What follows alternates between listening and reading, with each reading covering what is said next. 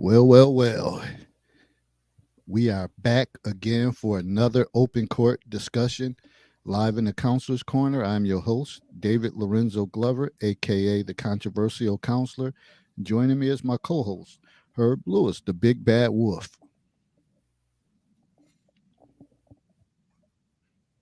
Oh, And the panel is always up in the air. Hopefully, it's you for this week segment. Recap from this past Monday's broadcast: women, modesty, relationships, and their simps. We covered multiple areas of discussion. Go back to watch the replay on the Controversial Counselors channel on YouTube. Okay, let's move forward. Tonight, April 3rd, we will lead off with the topic: do blacks want help with our communities? Yeah, you heard it. Do blacks want help with our communities? What is your answer to this question? And if your answer is yes, what are some of the issues the black community needs help in? Like always, we will go deeper tonight, so stay tuned for that. Segment two: reasons why you need to stop trying to keep up with the Joneses. Here are two reasons right here to give you an appetizer. The Joneses don't care about you, they don't.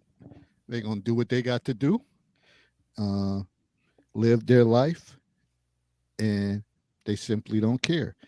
Um, and then also, you are trying to be something you are not.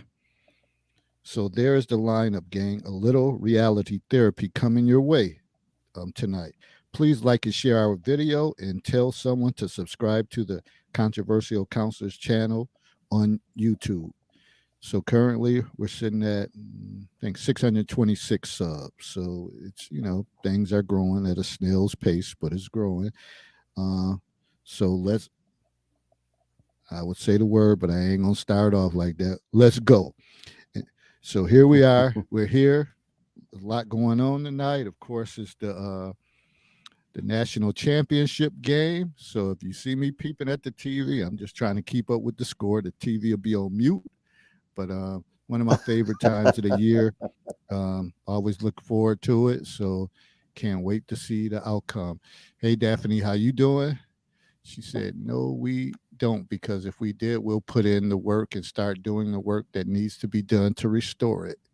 Yeah. So, what's good with you, Herb, tonight? man, just I'm ready for this weather to break, man. I so many things I need to get going, man. Projects that I need to be able to get outside and also in addition to that, start losing some of this weight that I've accumulated over the last 3 months. Other than that, I just taking in all the I don't know if it's nonsense, man. I don't know if it's overblown egos. I don't know if it's sensitivity, but man, just taking in all the stuff that's been going on in the Black Manosphere over the last few weeks, man. To me, it's got ridiculous. But I will get into that when we start talking about it. All right, and the big thing that's been circulating was the LSU and the Iowa game with the gesture from Angel Reese. Shout out to Angel Reese. She's from the Baltimore, Maryland area. So went down, did what she set out to do, won the national championship as after transferring from Maryland University. But she pretty much did what Kaylin Clark did. Shout out to Kaylin Clark. That girl, that's a bad girl. That girl's a bad girl. That's a bad white girl right there. She cut like a Larry Bird type, whatever. And he was a bad dude. And and one of the things people don't understand, Kaylin Clark, she talks her shit, does her thing. She can back it up though. She can back it up. And Angel Reese, them came into the game, said we're not having it, and she backed it up as well. And she gave her that little John Cena little gesture, and she kept, did it a couple of times, but of course, them, they made it seem like, oh, it was just poor taste, it was trash, it was this and that.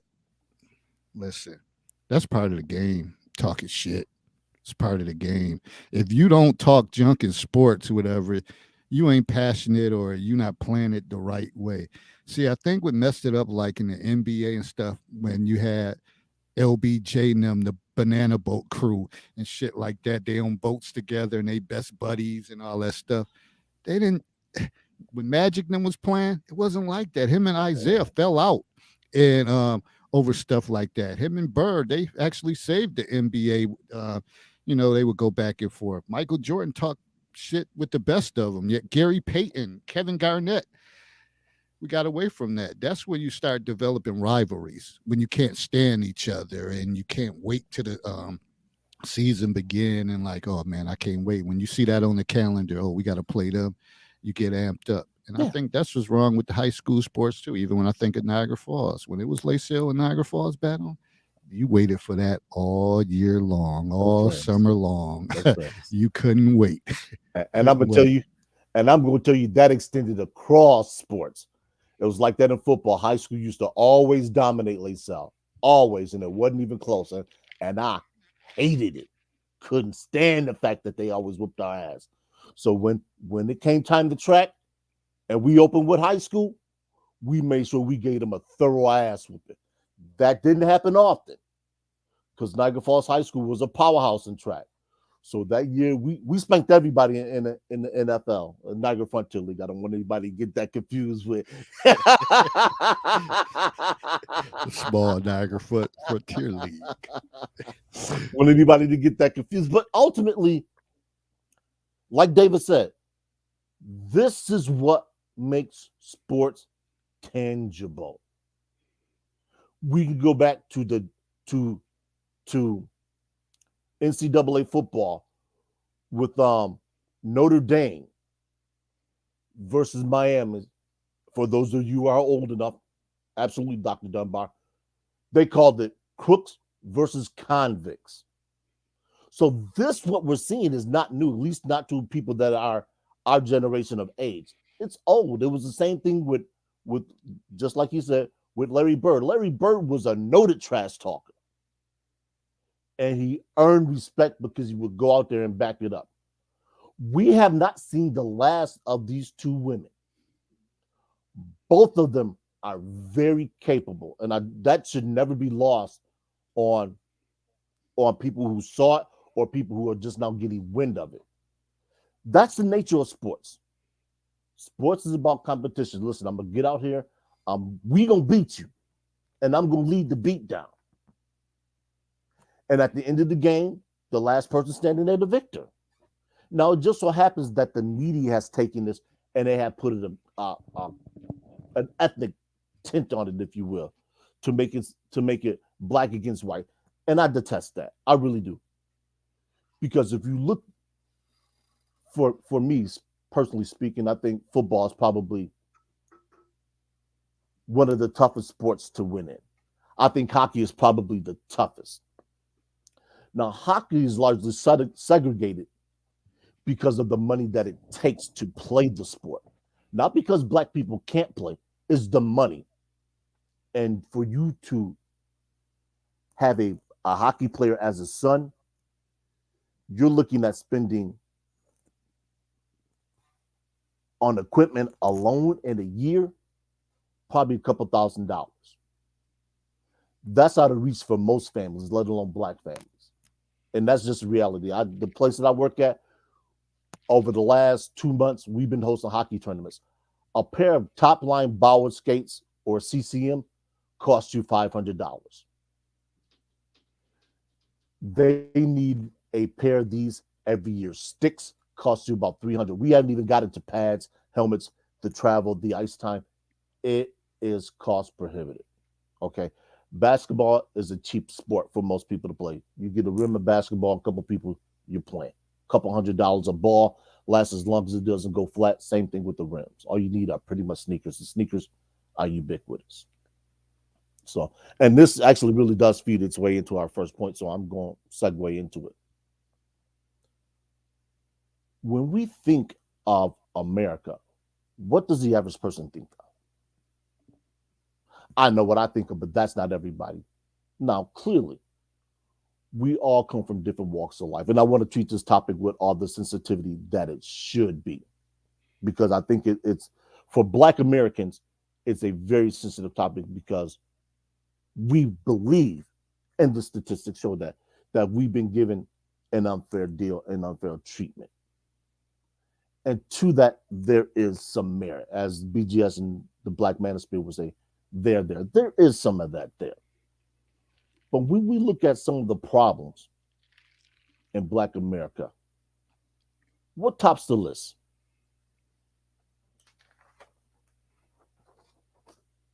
Is it the lack of education for Black boys, single mother child rate? And yes, I am reading from a paper. Marriage rate, home ownership, wealth building, gentrification, incarceration rates. There was a Caucasian female podcast host, and I won't mention her name, not because I think she's innocent or guilty. I just don't do that unless that individual can defend themselves. She made a couple comments. Now, one was kind of insensitive. I can understand the average Black person being upset about that. She said slavery wasn't as bad as people make it out to be because she was citing Roots. And if you know the story of Roots and how it was written, you realize that it was embellished because the author took that script from somebody else and was sued for it. So for that, saying that slavery was embellished, I can understand, people being upset like that because slavery was brutal. I mean, there's no mistaking about it. You kidnap a people from the land, you force them in indentured servitude for their wives, disrupt their families, cultures, religion, take their names. You essentially strip these people of any resemblance of humanity. And when they get their freedom, they're subject to laws that adversely affect them. And when they come out of those laws, the things that were supposed to help them didn't really help them because that was undercut. And I will get into how it's undercut. But we as a people, we always hear the phrase, there are certain Black topics that should not be discussed in public. In other words, keep that behind closed doors. But it begs the question, if we are going to keep Black issues behind closed doors, then how do we expect people to help us? The only way somebody can actually help us address our issues, because we don't seem to be doing a good job of it on our own, is that they know about them. Here's a newsflash for any Black person out there who thinks that Black issues are unique to Black people. All of those things I read are American issues, especially now with the dollar being under attack.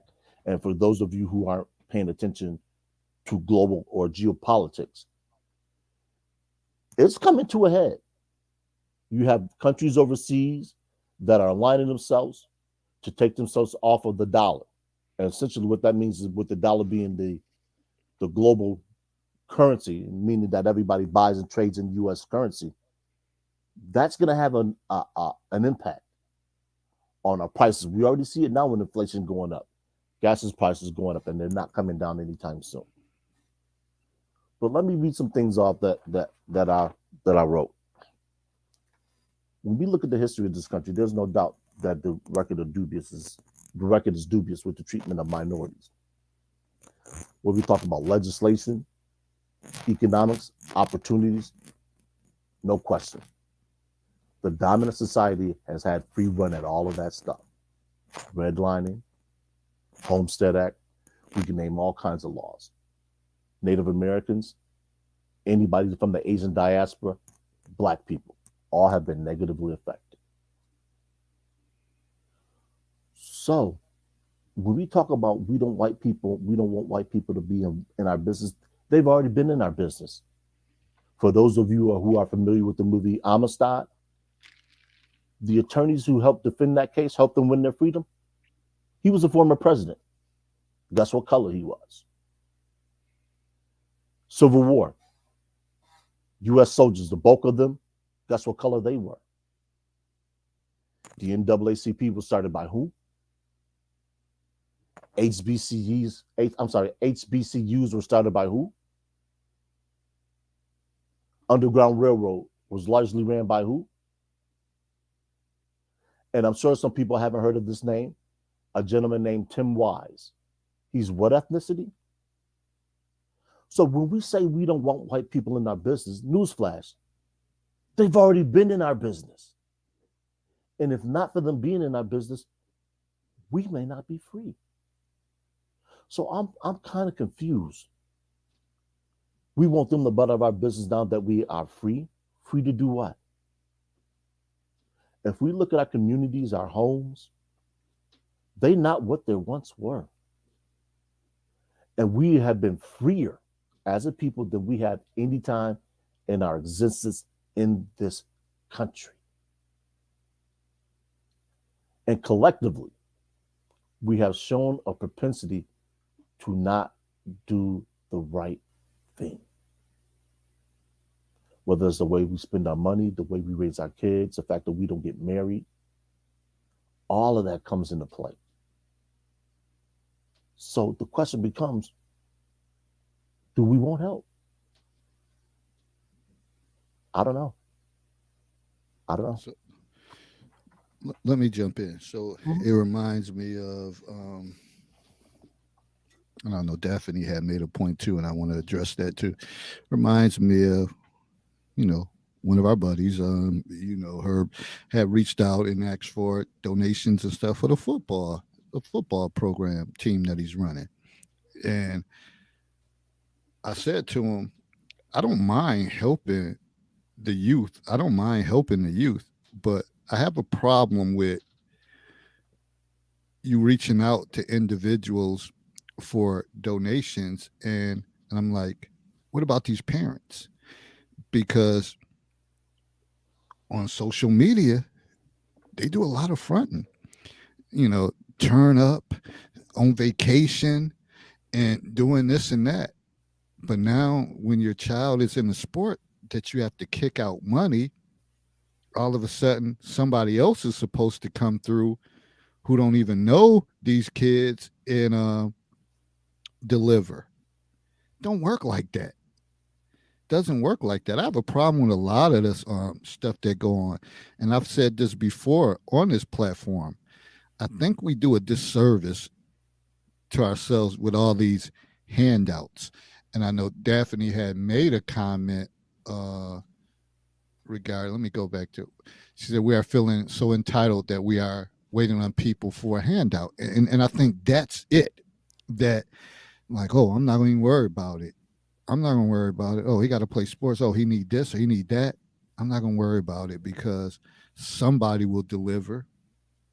No. As a parent, you want to knock that shit out and get it out of the way so you don't have to worry about it. If your child's going to be a part of something, you're going to try to handle it.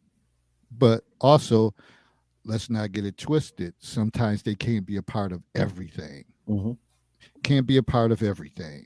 So as parents, you have to say, nah, you're not going to be able to do this because you still got to look at your finances and everything, and such and such. So you're not always going to be able to participate in everything. You try to do what you can do, but you can't do everything. But it's the ones that, like I said, turn up, popping $50 bottles, this and that. But when it's time to put out, you don't think about it. So when you're reaching and asking for donations from people, they're considering that. Like, should I do it? Make it easier for them? Because guaranteed those same people ain't gonna do shit if you need support with something. So that crossed my mind. Then it always crossed my mind when I was in my bachelor's program and I took social science and we were coming up on topics dealing with blacks. And I remember the professor at the time had stopped me after class and she was like, well, David, we're going to be talking about poverty and issues that probably primarily affect blacks. Do you want me to doctor it or kind of change it up? Because I was the only black person in there. And I think she gained more respect for me. I'm like, what? Teach it how you was gonna teach it. I don't get. I'm just gonna roll with it. You don't got to sugarcoat nothing for me. Whatever. Just roll with it. Teach it. I'm see when you have knowledge of yourself and you know who you are. Anything put out, it's not gonna impact you like that. You're not gonna get sensitive over subjects. So, and I think she had more respect for me after that. Say, you ain't got to. I wanted to say you ain't got to change shit for me. Whatever. Just speak it. Tell it how you gonna tell. Tell your version of the story. So that's what I had this. And to your story, it's funny you mentioned that up because I'd actually forgotten about this. Years ago, me and another good friend of mine, I haven't seen him in a while, but we were taking a gender roles class at Niagara County Community College. Now, the irony of this, there's two ironies. One, the course was taught by a gay professor, openly gay. Nobody had a problem with it, which I thought was actually kind of cool. But me and him were the only two black people in the course. Both happened to be males. So when they would talk about items that were unique to black people, the class would look at us and we would look at each other and say, hey, we're just two black men. We don't represent all the black males in America. And I think that's something that this kerfuffle in the Black Manosphere is illustrating. We don't all support everyone. And there's two things about the Manosphere that people need to realize. There's what is termed as red pill content. Okay.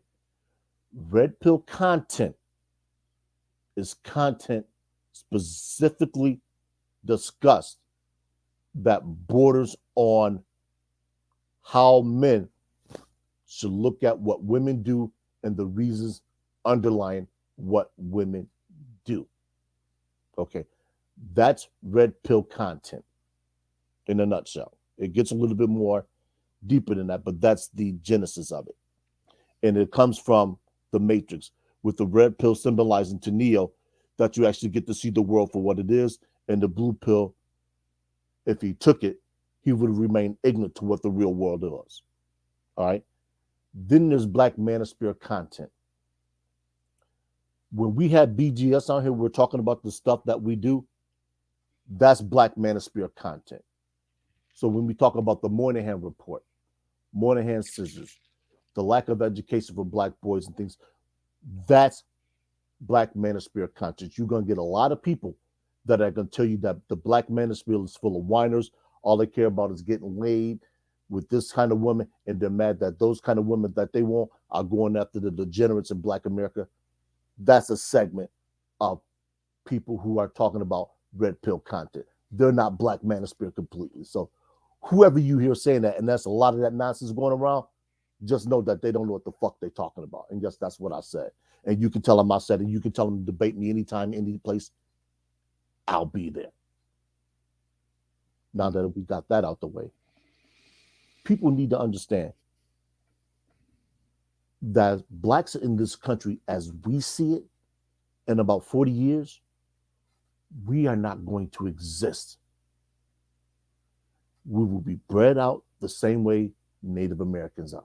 You don't see too many Native Americans, like people that can trace their ancestry back 3 generations, maybe. It's going to be that same way for black people. Why? Simply put, we can't get our shit together. We want to blame everybody else but ourselves. We want to say the dominant culture is holding us down. They don't give us this. They don't give us that. Okay. Do you have functioning arms, a mind, legs?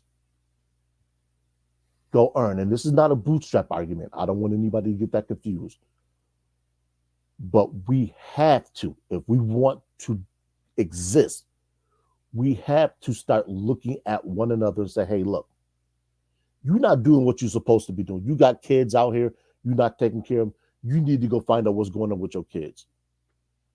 Your son not doing well in school. What can we do to help your son do better? What do you need money for? You need money for athletics. Are you doing any fundraisers? We'll help with the fundraiser, but we're not going to just give you a blank check so you can go do whatever it is that you want to do. And that's a lot of what we do as a culture.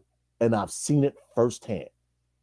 I seen it when I ran the mentoring program. We would get a parent drop their child off and leave. We would glorify babysitters, and that hurt. Why? Because it seems like the parents didn't care. They didn't even come in and introduce themselves to us, say, we're such and such child. I'm sorry, such and such is my child. I want to see them do better. I want to do this. I want to do this. They never asked how could they help. Rarely. Now we got a new set of parents that were much more involved than the first set of parents because we have multiple teams. To those parents, I take my hats off to them. They were phenomenal. They were there at fundraisers. They accompanied us to tournaments. They were there almost every step of the way. But our children need more of that. They don't need to hear the excuses. They don't need to be pat on the back for doing what they're supposed to do. Just like parents don't need to be pat on the back for what they're supposed to do. There was a clip I posted in the counselor's corner from the movie Fences. If you have never seen that movie, I advise you strongly to watch that movie. It is a period piece, but it exemplifies what Black men and Black women endured when dealing with each other. It wasn't always easy, but it was necessary for the kids to get to where they are, to our generation essentially, to get to where we are now. Living in America as a minority is never going to be easy because nothing's ever handed to us. We hear talk about reparations, but when I think about it, and my old brother and myself, we always go back and forth on this. What is reparations really going to do for us? Some of us are so financially irresponsible that if they gave us $1 million cash, 80% of us in 2 months wouldn't have much to show for it. Outside of maybe cars and some clothes, most of us wouldn't invest it. We wouldn't go buy property. And before anybody says I don't know what I'm talking about, all you have to do is go look at the spending habits of Black Americans. It's broken down by category. Why do you think they market so heavily toward us during basketball? You don't see any commercials in there about financing, banking, fast food, cars, sneakers, alcohol. I want us to open our eyes, stop reacting with our hearts so much, because we tend to be that type of people, and start looking at the reality of the country we live in and the time that we are in, and start making a difference in our homes first. Stop worrying about what everybody else is doing. Second topic. Stop worrying about what the Joneses are doing. You shouldn't be running a race with the Joneses. You should be running a race with yourself, with the mother of your child, with the father of your child if you have them. And if you don't, then just keep doing what you're doing. You become an asset by doing that. The thing is, we're in competition. So many of us are in competition with each other. And again, it's based on social media, which you see. And the images are powerful to people. That's what plays in people's head. And that's what sticks to people. I remember and I mentioned this before, I remember I took a leadership class, and it talked about PowerPoints and how to kind of market different things. And the teacher, at first we thought this teacher was a jerk, but then as we got into it, I was like, yo, this dude, he was the truth. And he kind of put stuff out there. He was talking about PowerPoints, like nobody likes wordy stuff. He is like, the thing is images. They're so powerful, like seeing pictures and stuff like that. So now that I think about it, and this was before even, I think I was even part of, like, because before I was dead set against Facebook and all that stuff until I started getting into trying to market and brand and different things, but I was dead set against it. But now you see how it plays on people's minds Mhm. that those images are so powerful that people feel that they're always in competition with someone. So you find, women that go out overseas to get different body parts Your butlers. enhancements on it. You see guys that is trying to floss and pretend that they're this person always on vacation doing this and that, posting up their new vehicles and all that stuff. We're in competition when really that shouldn't be the case. We should be trying to come together and try to figure out how we can build and grow. But it won't change. I think it's just going to get worse and worse over the year as we go on into the future. And it's kind of sad. So when you think about some of the areas that we need help with, when you think about health issues, Hmm.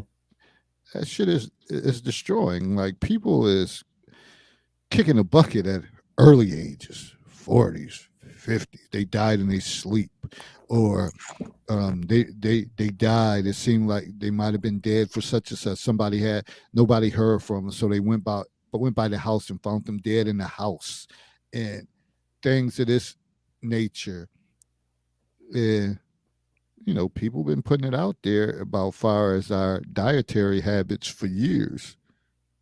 For years, I know my brothers, in the Nation of Islam, they've been talking about certain things for years as teenagers. Yeah. Leave that poison alone, the alcohol. Don't mess with the swine.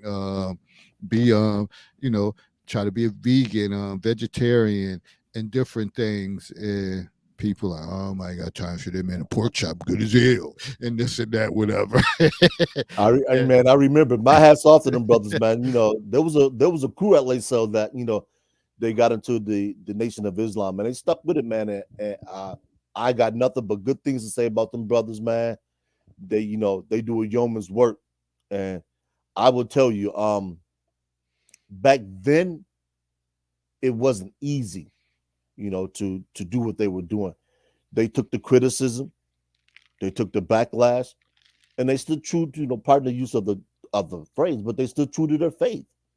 And them boys they're rooted in them, man. And I don't know if I could have done it the way they did.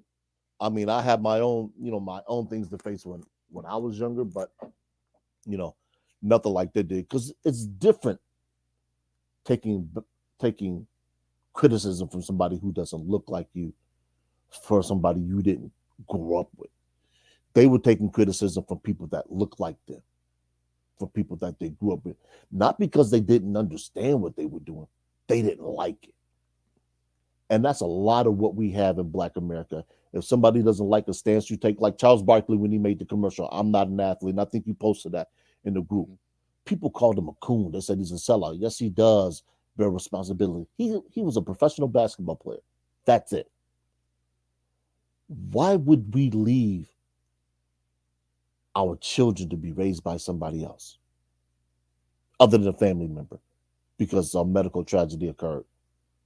To me, that is the most irresponsible thing a parent can do. But yet we see that. We know thousands of kids who are given a phone,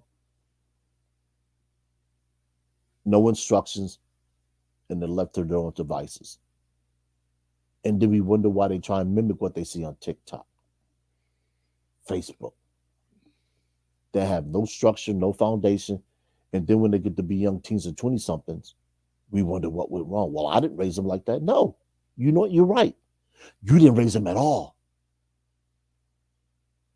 So when we have a generation of kids who aren't being raised, who aren't being taught, and who aren't being reared, but they're left to the system. And when the system gets a hold of them, we say, oh, it's the white man's doing.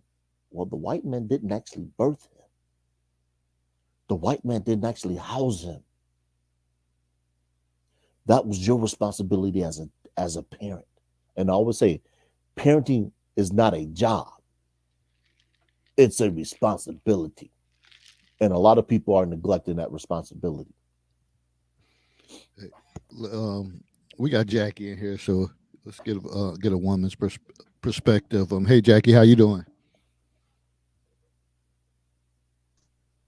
I'm blessed. Okay. Blessed evening, Kings, and everyone listening. Well, All right. I hear you guys very, very clear, and I am standing with you guys on it, literally. People are not raising their children; they're leaving other people to raise them, and it's not a good thing.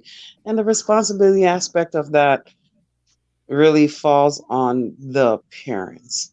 So when other people fill in the blanks or try to fill in the blanks, it's a good thing, but we also have to look at some parents aren't qualified to raise their children, Mm. Ooh. and a lot of women out there are just birthing them because they're in relationships or getting with people that they didn't protect themselves, and they end up bringing a child into this world that they don't even want.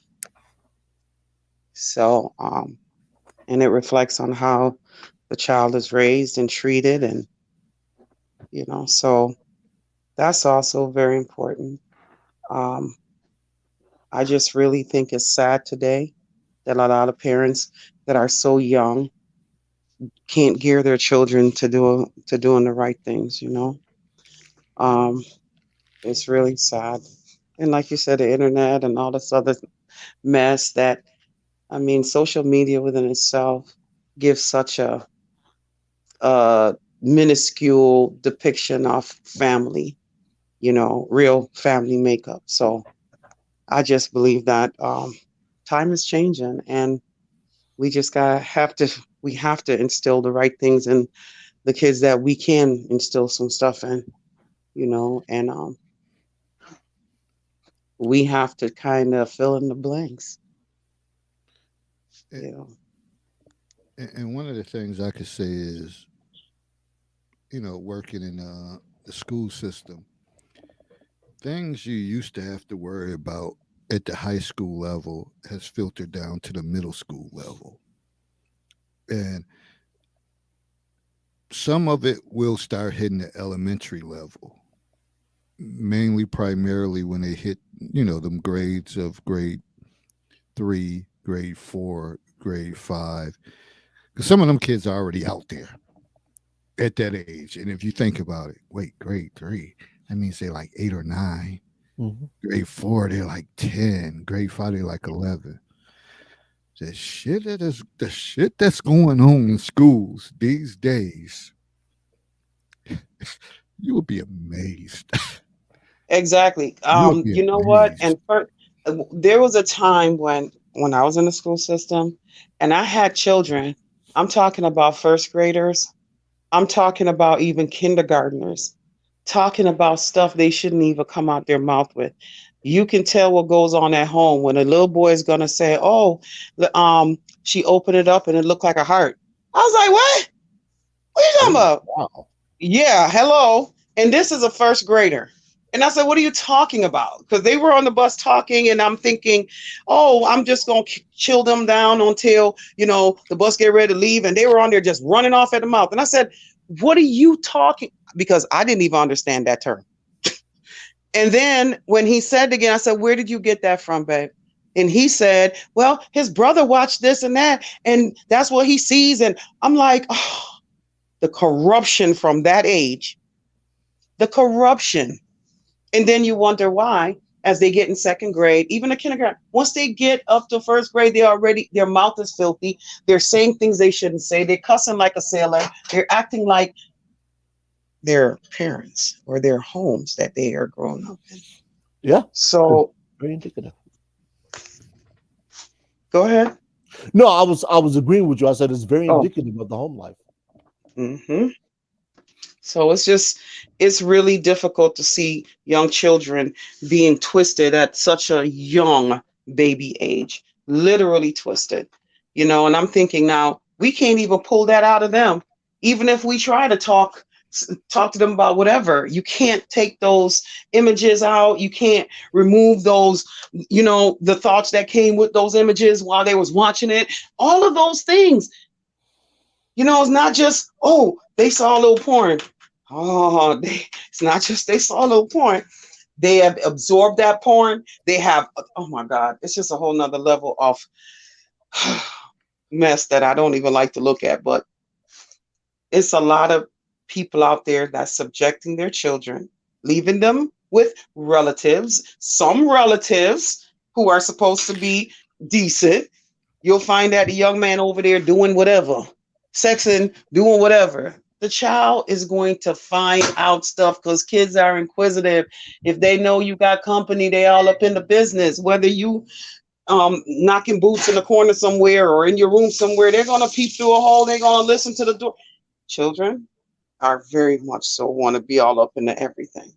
So leaving them, even with relatives, that don't even matter. Depending on the relative.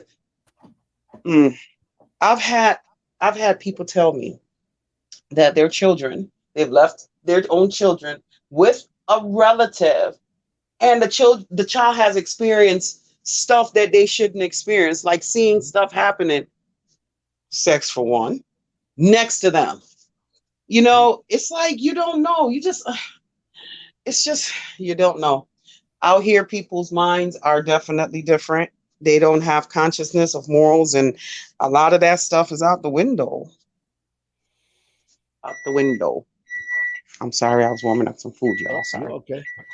A gentleman, former mayor of Niagara Falls, he's deceased now, but he said to me one time when we had a meeting, him and I, he said the worst place for some of these kids is in their parents' homes. And when he said it, I had a knee-jerk thought. And I sat on that thought for about 5 seconds. And I said, you know what? He's absolutely correct. I said, he's absolutely correct. And, there's the adage that it takes a community to raise a child. I'm not adverse to it. But the problem that it presents is this. If it's going to take a community to raise that child, then whoever is benefiting from that community needs to listen to that community. So if somebody says your son or your daughter needs to be in the house at set hours, that child should be in the house at set hours. Because it's the community that ultimately suffers from that wayward child. Because that wayward child is not going across town doing a whole lot of stuff. That child is doing that stuff in the community. We have a problem now in Niagara Falls, New York, with increased crime. And most of those are responsible for it are doing those crimes in their own communities. And it doesn't help that they have nothing to do. I'm not going to solely blame the kids because kids are going to be irresponsible. That's the nature of being a kid, being a young teen. You don't have anything to do, you're going to become destructive. I was fortunate, that we had the Niagara Falls Community Center, 13th Street Center, which I'm a block from, that's now closed. The Girls and Boys Clubs. Hell, Saturdays, we used to look forward to Saturdays in Biddy basketball. We show up at the Boys Club at 9 o'clock. It was an all-day thing. All day. Till about thing, 3 o'clock in the yeah. afternoon. Nothing but basketball. I remember Duke Davis playing for St. Teresa's, man. And I mean, it was you talk about people balling, getting after it, not liking each other. That's what all stop with St. Teresa's and Billy Maroon and Britt Gatus and all of them. Stop it. Well, no, that's why I first saw Duke Davis play. I remember St. Teresa's had the yellow uniforms, man. Yeah, I remember that. Yeah, we used to battle. I used to play for the boys club. We used to battle with them. Yeah. So it was good times. Yes.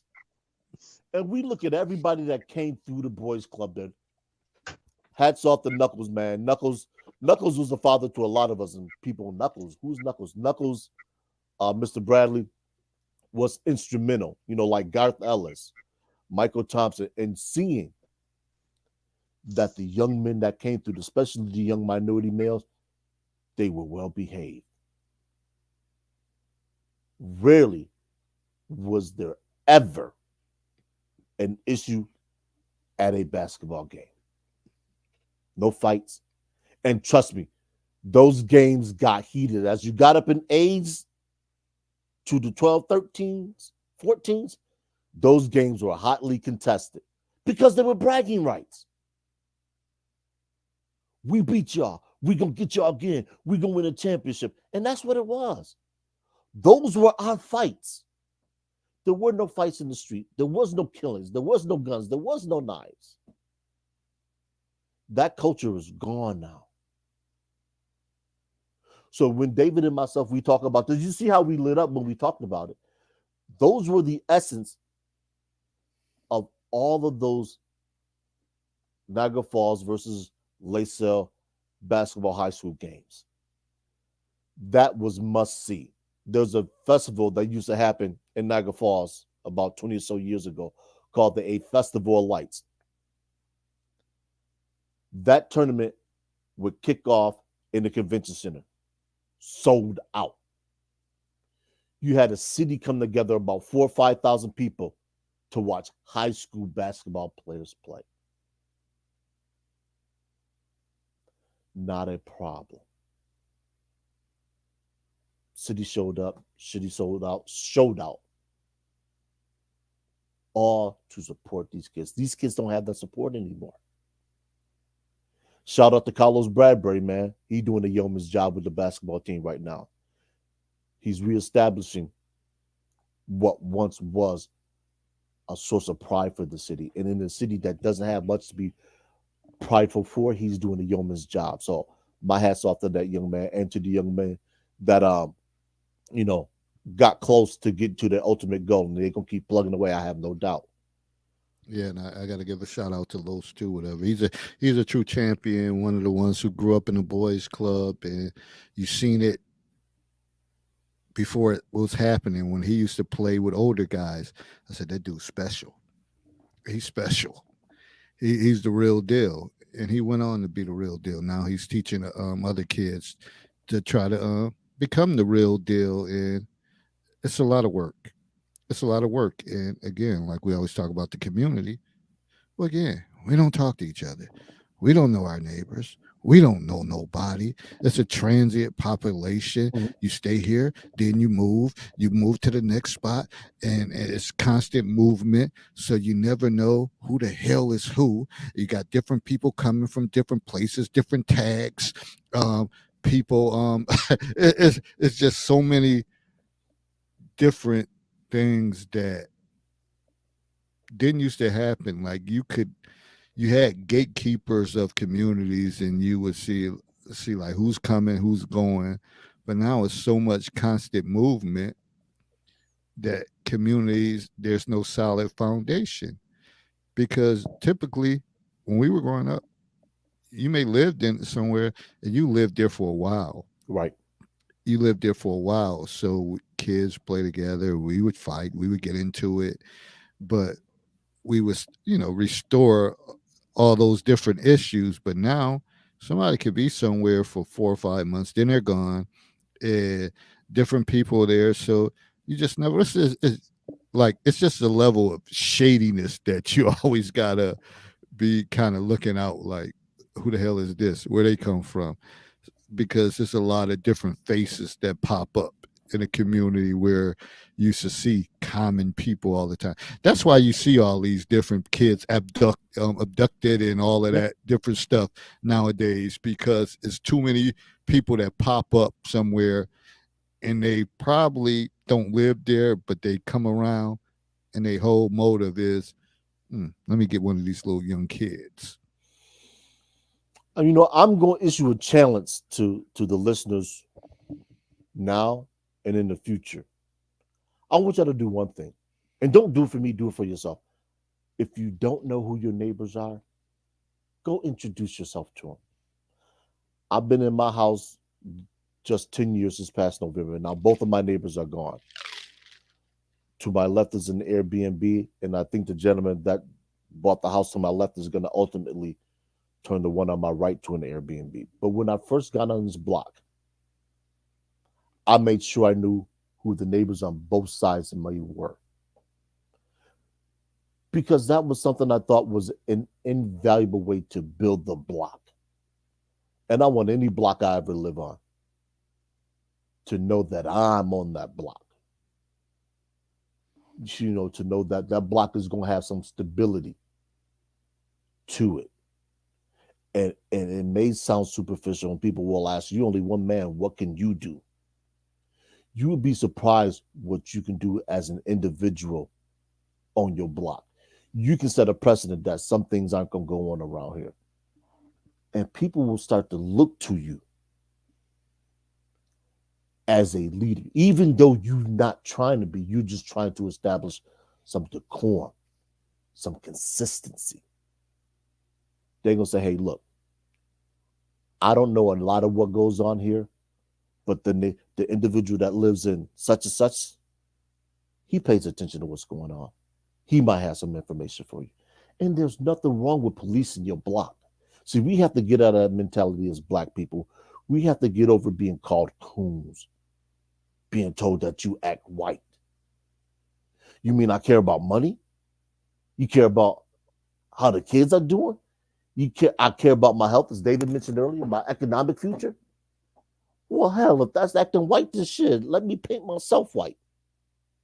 Because I want some of what they got. Don't we all? Don't we all want some type of success? I think it's ridiculous that we in Black America are the only ones that really call each other out for wanting to be better. That is about the most ridiculous thing I hear Black Americans doing. He a coon, he a sellout. He talk white. He want to be white. You know, he wants to be better. He wants to be looked at as better. He just doesn't want to be looked at as a Black man. He wants to be looked at as somebody who's upwardly mobile, somebody who's actually a credit to himself, his family, and his community. And there's nothing wrong with that. And anybody who's saying that, anybody who's using those phrases, I would advise you to distance yourself from them, because they don't mean you any good. Because it's just a matter of time before you start to progress, before they turn around and say the same things about you. Yeah,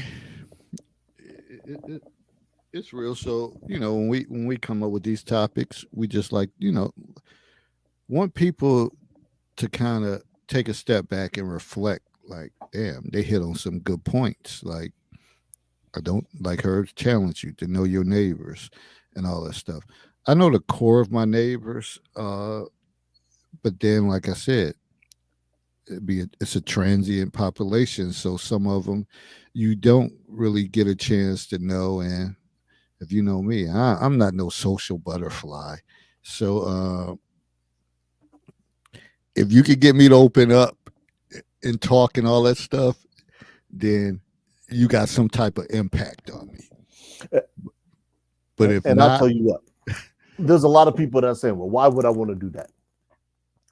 Just imagine if you had some type of situation, man, a small fire in your house, and you need some assistance, whatever assistance it is. You might need some clothing or somebody to get your kids to or from school or whatever. And you trust your neighbor enough to actually just pick them up because you delayed getting from work. Do you realize what a burden lifted that is for you? We keep thinking that we are so much unalike that we don't look at how we're similar.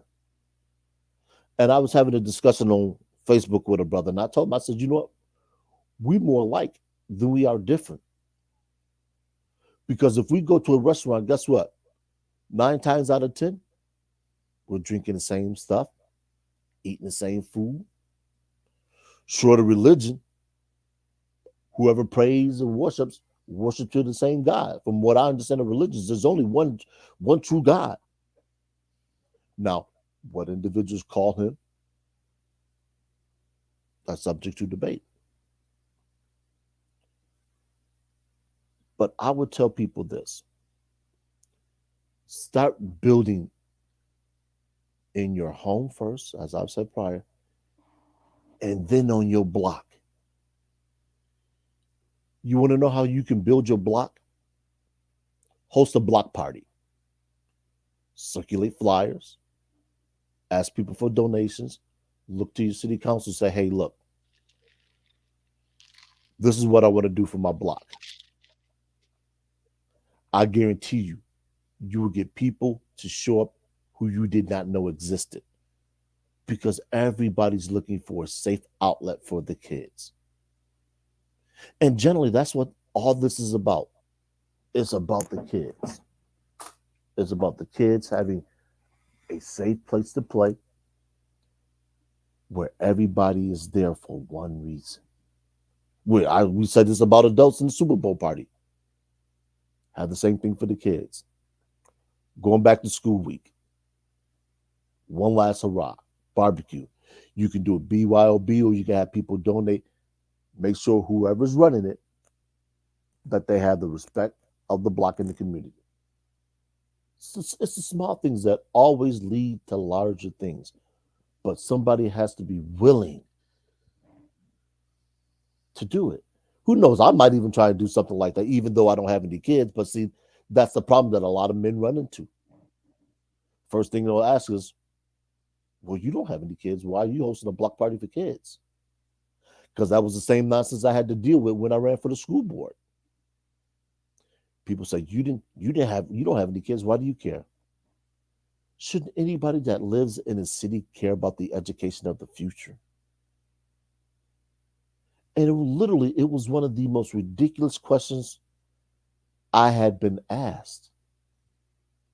And when I was asked a question, I was just like, am I in some parallel universe where you need to be a father to care about education?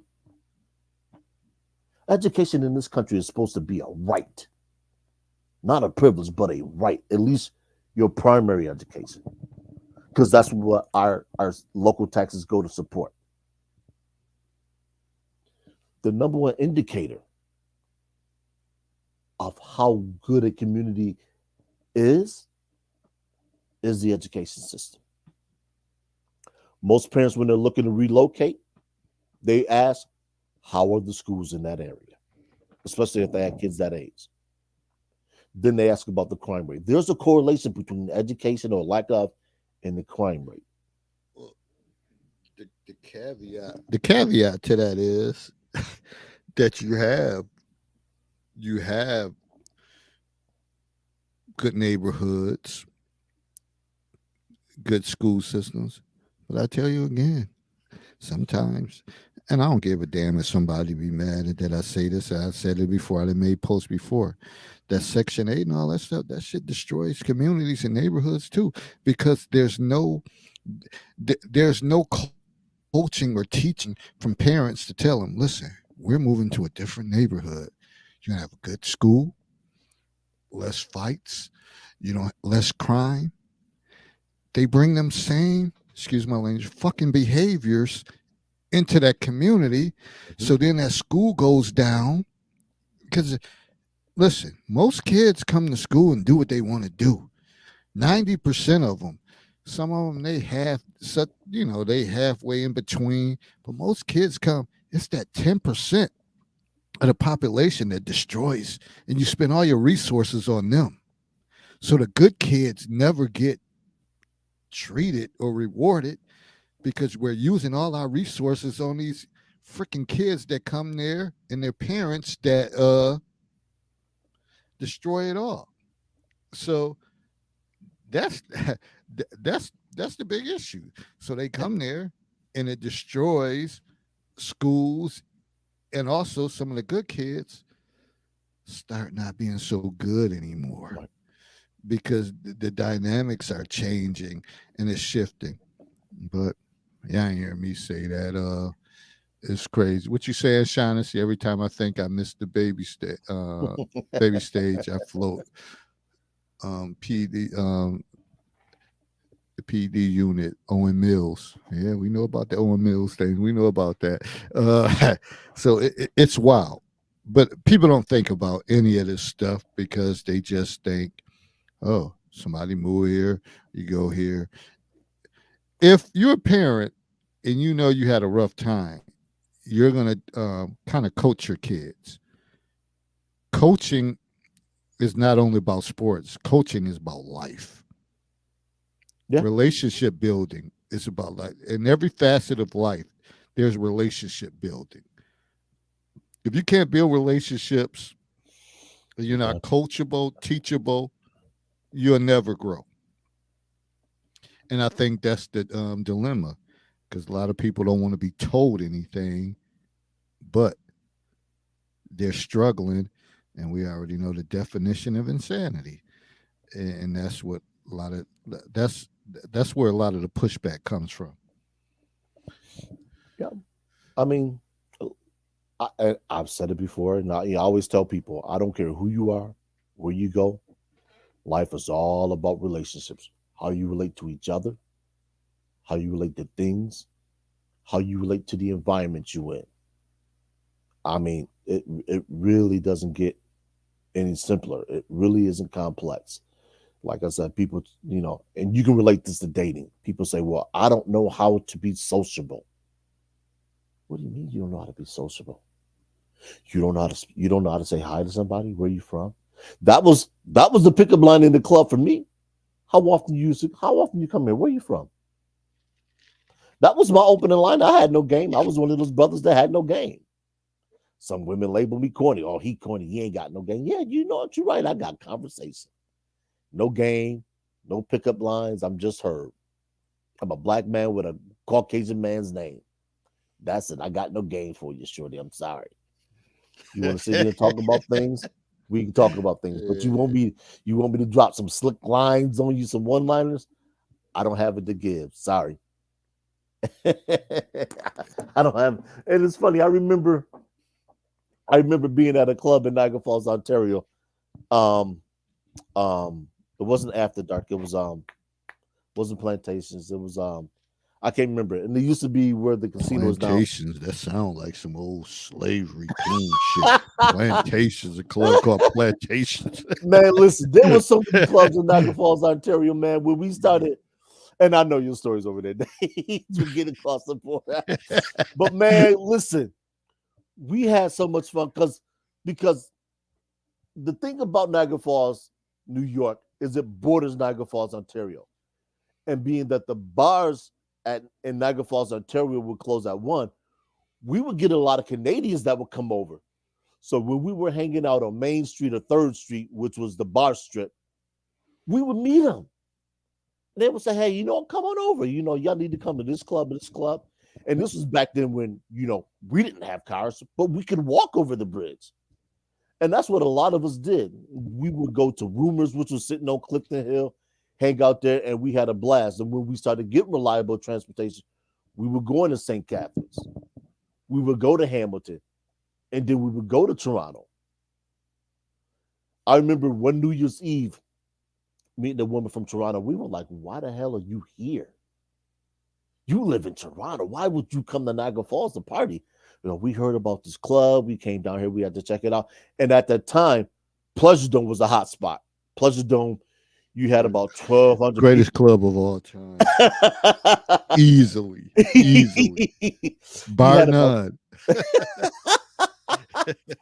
We reminiscing, so y'all got to forgive us. But Pleasure Dome, man, that was the spot. I mean, just flooded with people. And she told us about this one club downtown in Toronto on Sherbourne named Phoenix. And when she told us they play disco on Sunday nights live the air, we was like, yo, we got to go. So when we started going up to Toronto for Caribana, we would stop over there. And place was lit, man. We had a ball. But all that is because we were able to relate to somebody else. All that is because we built rapport. I still have a couple people that I talk to that live in Toronto that I met then. We're talking 20 years ago, because when I first went to Carabana, I was 23. I was going to Buff State. I remember me, my man Chris, and a bunch of us. We got in 2 cars and we all drove up there, no plans. I still have the pictures on Kodak print from those days, man. And it was just it was just fun. He's like, yo, man, let's go, man. We ain't got no hotel rooms. We don't care. We happened to find a couple places with beds that was about as hard as plywood, but we had a blast, man. We had a blast. Those are the things that we rob our kids of when we don't give them a solid foundation. You know, they're too busy worried about trying to keep up with the Joneses, getting the next set of Nikes, LeBrons, or Carmelos, or whatever the case is, that we don't give them the fundamental structure to which to build a rapport with. I would rather wear a pair of inexpensive sneakers, go hang out with my crew, and have a blast than have a pair of $175 sneakers on sitting at home on the porch because I ain't got nowhere to go, nothing to do with nobody. And that's what a lot of these kids have. They don't have places to go, nothing to do, no one to talk to. And, And then and we that's wonder, and yeah, that's go the ahead. perfect segue into people trying to keep up with the Joneses. And again, like I said in my promo, I think that all of this is from social media. Before, you wouldn't see this stuff. You would only see it from the people that you knew. So if you grew up in a neighborhood, there were some people you're like, yeah, they're doing better than us. They're doing better than us. You know, you would see mother and father, they got 2 different cars, new cars, and you knew who had money. Mm-hmm. And see, the thing about my family growing up, we lived right next door to my grandmother, which they my aunts wasn't married or anything, so they stayed there and they had good plant jobs and all that stuff. And we had a lot of support. So people thought for us, like, oh, they got money, but it was just basically family supporting family. So we never missed a beat as far as with sneakers and bikes and different things. But we knew, we had the struggles after my father left, but it never was it never manifested because we had great family support. And I don't think a lot of family support is going on in this day and age. So people are trying to keep up with the Joneses, and the Joneses are broke. Many of the Joneses are broke. So whether you see images and you think, oh man, they living good. You don't know. You don't. You only see in a small caption of that. You see these pictures, but you don't know the day-to-day struggles of Mm-hmm. people. So that's why you have to focus on yourself. But I don't want to, because I know Jackie's still here, so I want to give us the opportunity because me and Herb could go on and on about this subject. So, Jackie, the mic is yours. Listen, I'm enjoying y'all so much, Mike, because y'all mine, I'm giving it right back to y'all. Listen, I am flowing with y'all, and I'm like over here saying, man, they have me listening now. Keep on talking. I'm here. I'll jump in when I need to. Y'all got this one. It is good. Okay. Just didn't want to alienate you, whatever, that you didn't have an opportunity to speak. But that's the thing. Everybody want to keep up with the Joneses, and I think it's more heightened because of social media. Yeah. And people see that, and then they think, okay, I got to do this. I can't wait to post this. Oh, I'm going to get my hair done doing this, and I'm going to get this, and I'm going to post this picture and all that. Man, save all that shit, man. Save it. Well, I don't it's give a an damn. appearance thing, though, Go David. ahead. It's an Yeah. appearance thing. Everybody wants to make an appearance, put on an appearance, make it look away. So it's all about what you can make people think about you or make people talk about you for whatever reason. So a lot of people, like you said, people out here doing a whole lot of different things than they used to. And I just, I really honestly don't even, I can't wrap my head around the whole situation with the way, okay, it takes a village to raise a family. But now these days, you talk to another person's child wrong and they want to fight you. All of this mess, like when Herb was talking about, I was like, okay, it takes a village, yes. Well, when half of that village want to fight you over trying to help you protect your child or help your child be protected, no one wants to really have their children spoken to, and then when the child is being reprimanded or corrected, they want to become disrespectful, get mad, and all that. So, listen, I'm on the boat with you guys. I'm just, I'm enjoying this one. And So that's my. part of what you Go said, ahead. Jackie, is something that people really don't consider, and that's adult peer pressure. For as Mm, bad as it is for kids and teens, it's worse for adults because adults think they have to keep up with that image. And I didn't realize what poverty was until I started working summer jobs. That was when I realized how I grew up. Now, mind you, I spent a lot of time in foster care, so some of the homes that I lived in, the couples worked. They owned their own homes.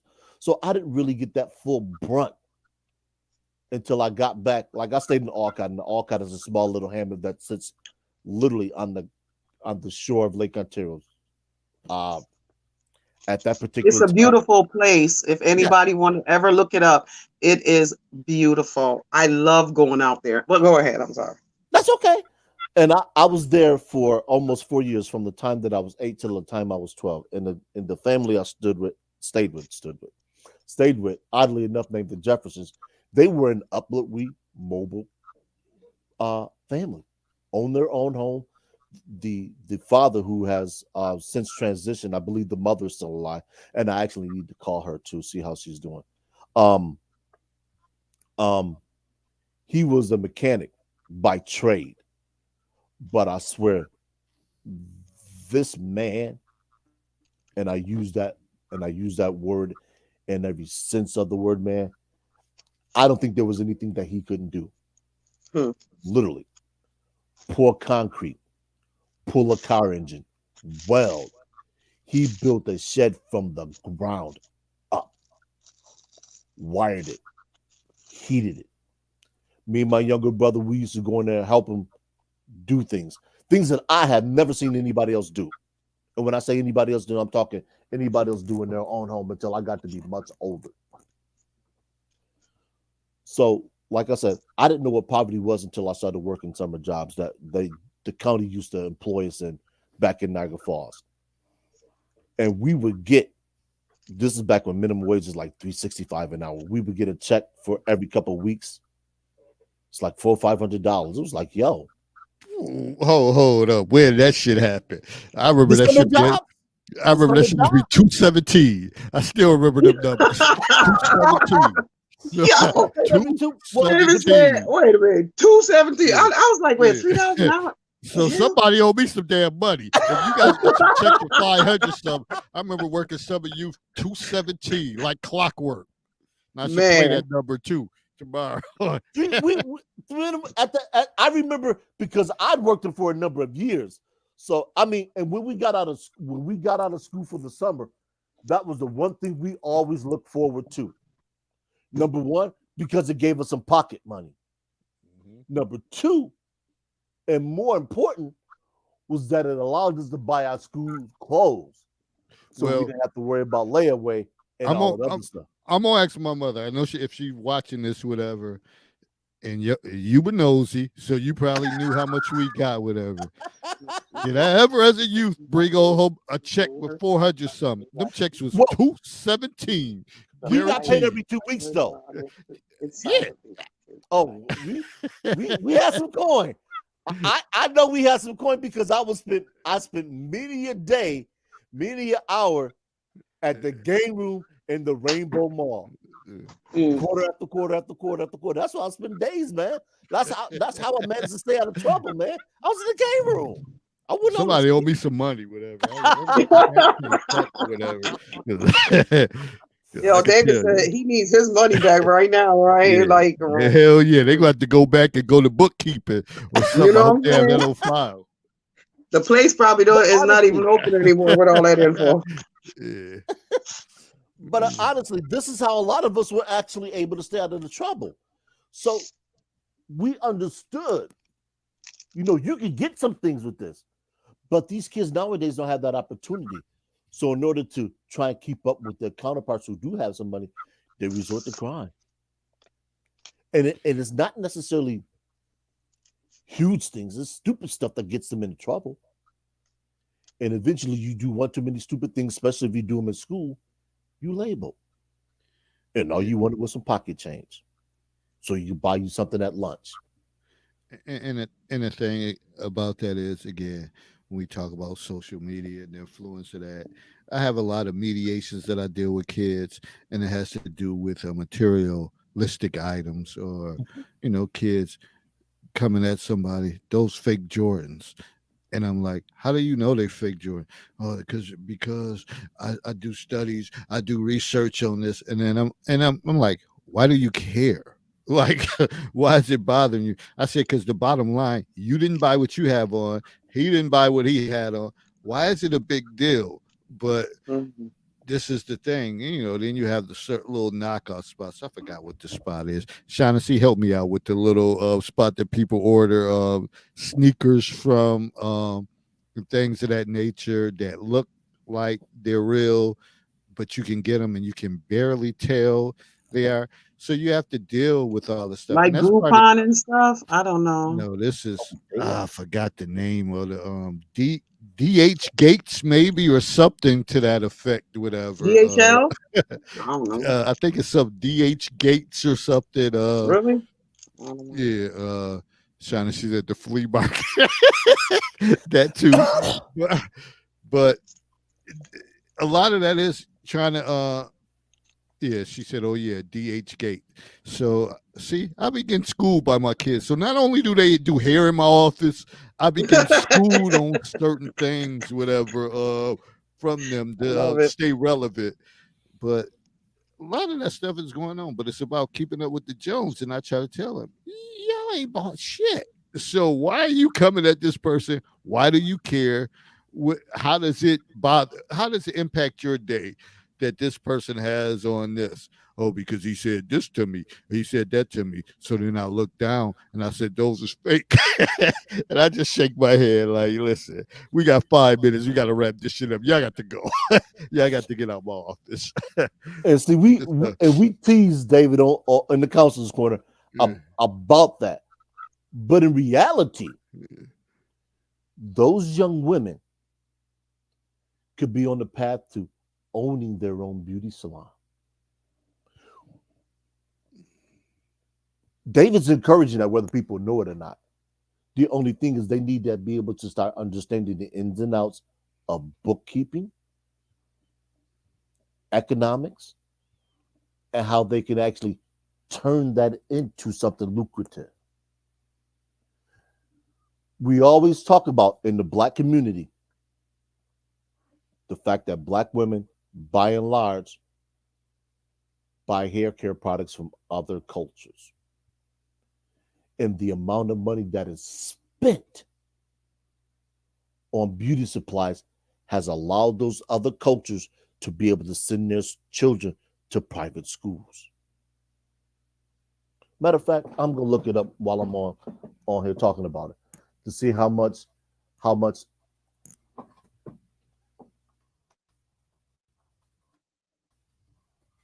Black America. Go ahead, y'all. Go ahead while I do this. And one of the things, I like to post those images, whatever, because I want people to understand.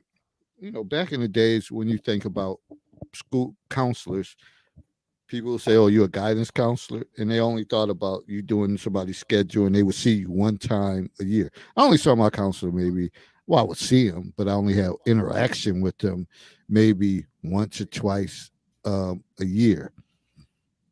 But people don't understand, and they try to minimize the role that we play. Mm. And our role is very active. To me, we're the hub of the school and the most stable department of the school.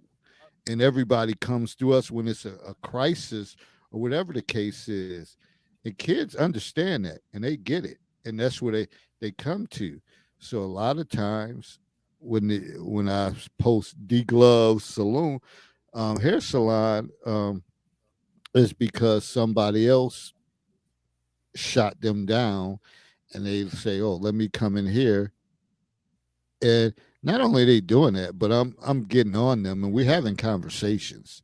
It's not like they just in there taking over my office. Mhm, mhm. It's pretty much, so why didn't you do that last? Because I'm constantly asking them questions, and they're like, "You irky, Mister Glover, like you irky," and I'm like, "Y'all in my office, you're irky. You're I got other stuff to do." But then again, I talked about this last week and before. I respect that they still want to, okay, before I go out there, because remember they're trying to appeal to their audience and their platform, that they want to look nice. And it's a core of girls that come through like that, and they're popular amongst the student body. And I give them that opportunity. I'm not gonna kick them out. I like, okay, hurry up and do what y'all gotta do, whatever, because I know that if they ain't right and somebody say something to them, it's gonna come back to me anyway. So I try to get them right as far as their appearance and let them go on. And we have a lot of great conversations. I learn a lot. So when I be posting that middle school madness, some of the stuff that they say, it's real. It's wild. And And I for you, also want to jump in with that. I want to commend you on that because that what you do with them is going to have such a lasting impact, a positive lasting impact. Because those conversations, even though it may not seem like it's nothing at the moment, these are things that they're going to have to pull from through their life situations as they get older. Trust me, none of this is happening for no reason. God orchestrated you to be in a place where you can touch lives and be a blessing to lives so that they'll have some things to pull from, even if they're not getting it nowhere else. You're there to put things in their life that they can live on. Trust. and believe me, I know it's true because most kids when they graduate, they don't come back to their middle schools. They go back to their high schools. Every kids that graduate, they still coming back to the middle school. What's going on, Mister Glover? Just wanted to come see you, whatever.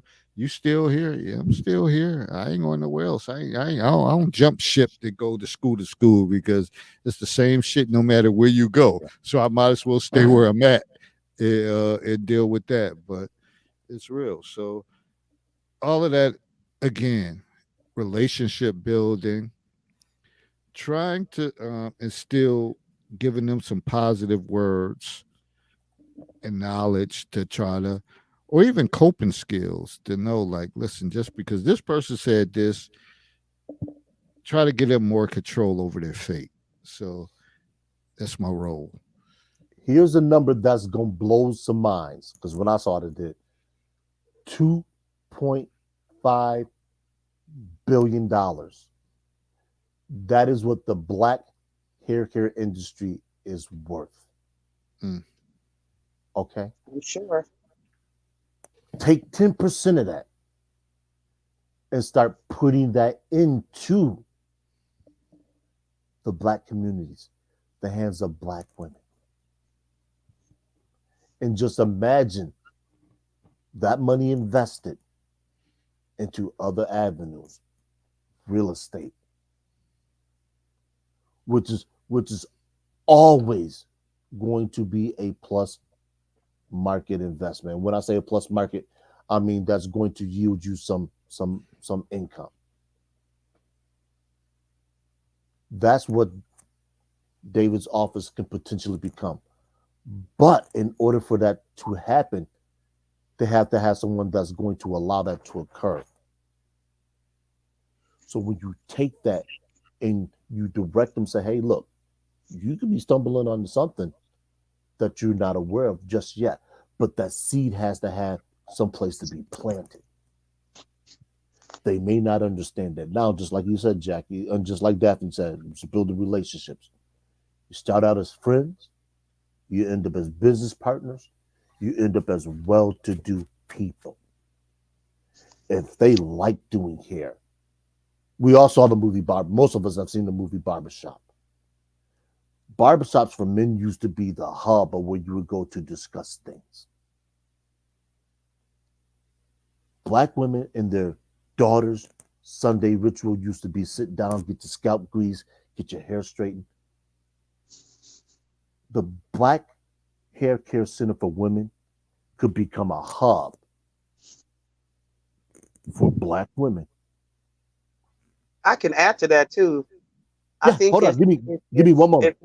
if we have, as a people, Black people, start investing in ourselves, as in our community, our businesses, the amount of money that we put into other people's stuff, it's crazy. If we were to do another, have another Black bank going on, another Black, what was that city that they burnt down back in the day? There's a lot of Black Wall Streets. Yeah, Wall Street. Yeah, Tulsa. But there's been so we Tulsa's need the to one get that gets back a to lot that. of burn, but there's no pun intended. Tulsa's the one that gets a lot of notoriety, but there were plenty of them. Go ahead, Jackie. I think we could have really done something with ourselves as Black people instead of being ripped apart by stupidity and stuff that the stuff that people implement just to break us down, and we believe it as facts, and then we destroy ourselves, especially The, even in food. the The opportunity like still convention. exists. There has to be an investment made, and that's what I was saying with what's going on with David's office and these particular young women is that it needs to be incentivized. And when I say incentivized, it needs to be looked at in the sphere of, okay, you're not doing harm, but understand where this can go. You can take this from my office to a small space to a larger space. Y'all want to get into the wig making industry for cancer? Y'all want to get into wig making for Hollywood? Y'all want to get into makeup for Hollywood, for studios? These are the things that we have to look at. Hollywood is always employing makeup artists. They're always doing wardrobe. Everything that we see has a wardrobe manufacturer, a wardrobe company. Somebody's doing makeup. Somebody's doing hair. You're getting paid for this and you like it. Nowhere I see it like on a small scale, because more so when I post that, it's more of like joking, just letting people know like this is the stuff that I have to deal with. I could see a counseling group being formed that I have a girls group, and I'm like, this is the time y'all can come in here, y'all can do here, we can meet for 45 minutes to an hour, and whatever y'all want to do, y'all do. Y'all, and of course, parents have to get their permission, but I could pull them for a counseling group, and we just talk. We just chop it up, and yeah, I just do hair. Usually in a counseling group, it's like 6 to 8 girls or boys, and y'all got your partners, and y'all doing it, and y'all doing hair, and we just talking about certain conversations. That way, they're busy doing something, but they still hear me, and we're still having follow, whether it's conversation about boys, about your home life, or about moving on to transitioning to high school. I got a vision for stuff like that, but sometimes I don't even have my vision because it'd be so much stuff going on that you like, yeah, that's just in the back of my head. But I got to worry about other things right then and there. But I think they will really take heed to something like that. They'll be on point. And not only that, I'm sure that somewhere a grant could be found. Somebody's willing to donate and sponsor this. These are the things that we have to start considering when an opportunity like that presents itself. Grant money is always available for something. People are always willing to donate into what they believe is a worthwhile endeavor. Like I said, the hair care industry in America is a $2.5 billion business. Worldwide, I think the let me see. Worldwide it was 700, I'm sorry, $77.15 billion. That's the hair care industry. Why can't black women tap into that? Because as black men, we don't spend that much on hair care. But black women, that should be your wheelhouse. In your communities, in your cities, there should never be a black woman that goes to an Asian nail salon. Mhm. Never. That money should be coming back to you guys. That money should be coming back to your families. That money should be coming back to your children so you can invest in them.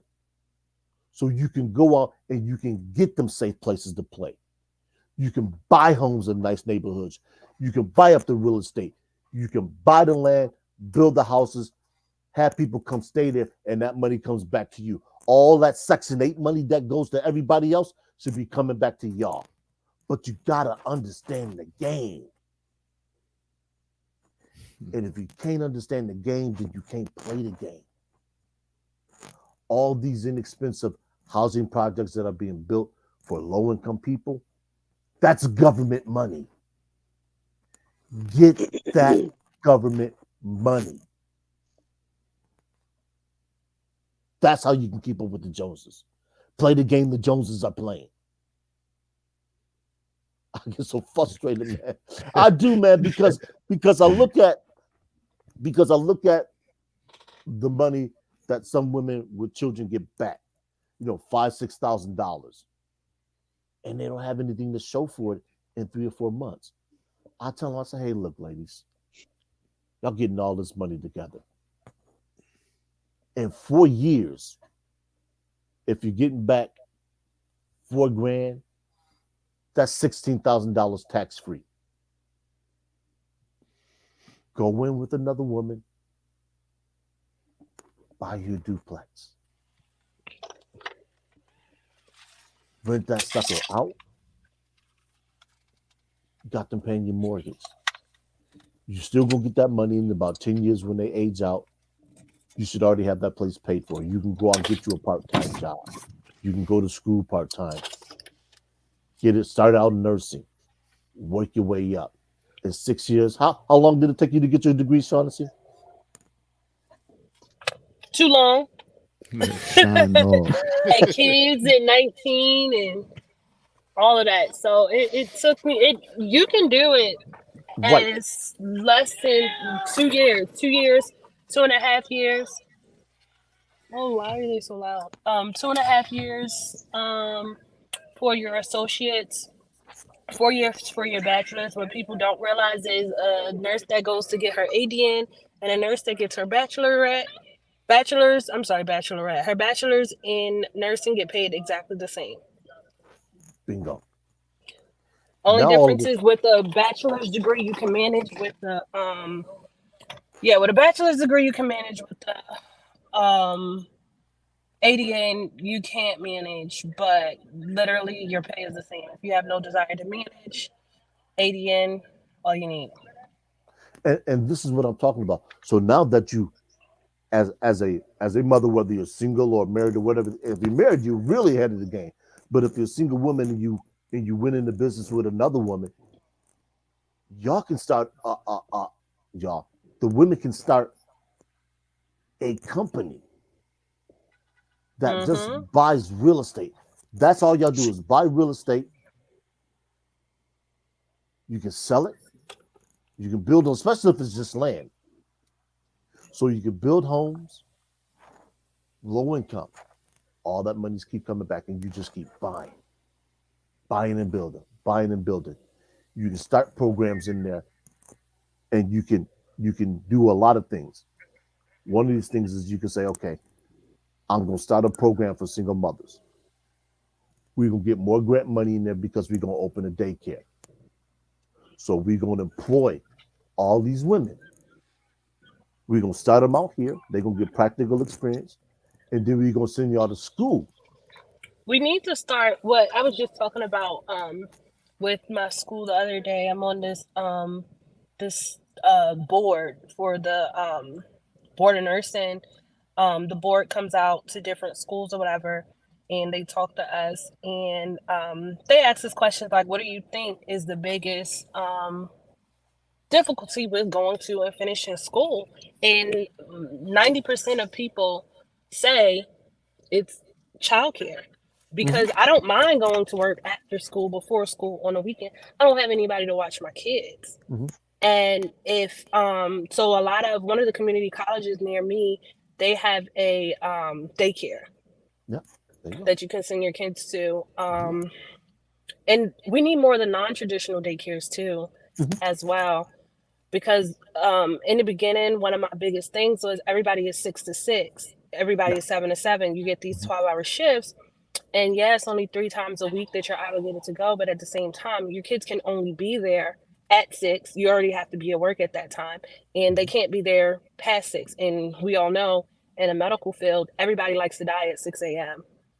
Like 6 a.m., 6 a.m., 6 p.m. That's when people like to die. So then that makes your shift so much longer. Oh, you're saying patience? Mm-hmm. Oh, I was unaware.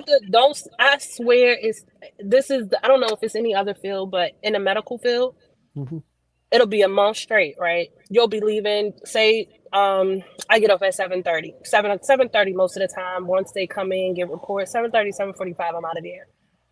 But let me schedule something at one of the kids' schools at 9 o'clock. Somebody is going to die at 6:58.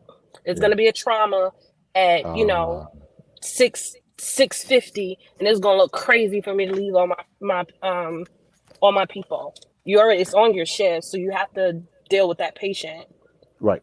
So childcare is the main thing. And that's especially with healthcare workers. And that's what COVID exposed, because a lot of people don't realize that the nation's biggest child care provider is school. So that's what I was saying. If you just imagine somebody buys up 2 buildings, and the initial investment might cost you $50,000, but you turn those places into daycares, and they run 24 hours a day. Daycare for the average kid costs you about, I think it's $500 a week.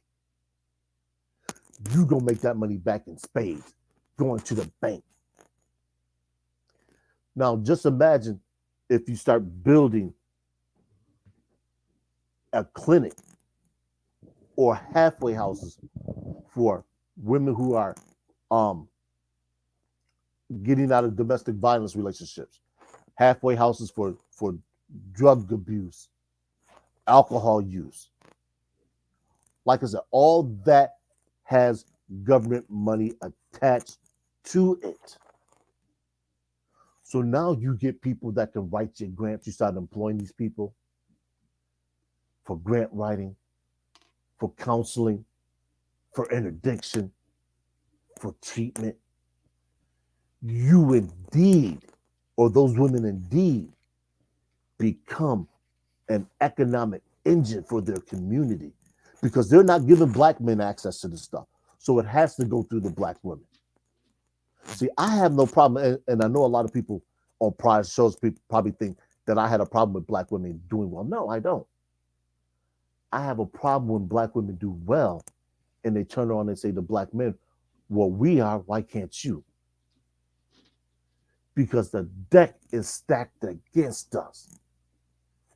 They don't want to see Black men do well, because if Black men do well, that means the communities are going to fall in line. That was never the grand design of this country and the leadership.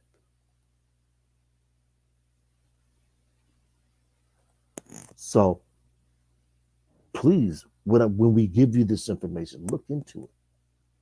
And if you see a young male or a young female with a budding interest, let them plant that seed. Give them the fertile soil to plant that seed and see where they want to potentially go with that seed. Because we don't know where that seed, if given the time to germinate and it's taken care of, can lead. Yep, And that's and I say that all the time. Every time my son wants to start something, if it's in with their reason, I'm gonna get them started. So I'm gonna buy the little starter DJ equipment. I'm gonna buy the Canon camera from the thrift shop. Whatever. It changes every 3 to 4 months. Then it circles back, but whatever, because you never know what you may land on and find and really like. well, the thing about that is this: he can get into making movies. No, that's what. Yep, that's what he was doing at first. He was like doing the freeze frames. He was doing it with wrestlers and stuff. He still does it actually, but now he has his phone, and iPhones are so much more tech savvy. He don't even use that camera no more. He uses his phone. Right. But yeah, like he has a guitar, he has a piano, and just like I said, like he just asked, not a piano, it's a keyboard. He just asked for the keyboard, and all he does is get on YouTube and copy these people, and he does all literally. It's like every hip hop song that he likes, he does the beat on his keyboard. Man, I'm telling you, I've seen musicians on TikTok that Mm-hmm. are phenomenal. Yep. We are the world is becoming so decentralized in terms of people and the ability to make money that if you have a talent and that talent is honed, you can do okay. I'm not saying you're going to end up making six figures, but that talent can be harnessed. And as long as you have access to the internet, you get people that'll donate. Matter of fact, take YouTube and podcasting. There are YouTube content creators. I kid you not. Shout out to the lead attorney who are making bank $10,000 a month after taxes. They are making a killing talking about some of the stuff that we talk about here. When I mentioned the kerfuffle in the Black Manosphere, there are people who are covering that and they are getting paid. Literally, they are their own TV station. Yeah, they killing it. It's people killing it. Yeah. So, like I said, harness that talent. Allow that talent to flourish. Give it some place to grow. Nurture it.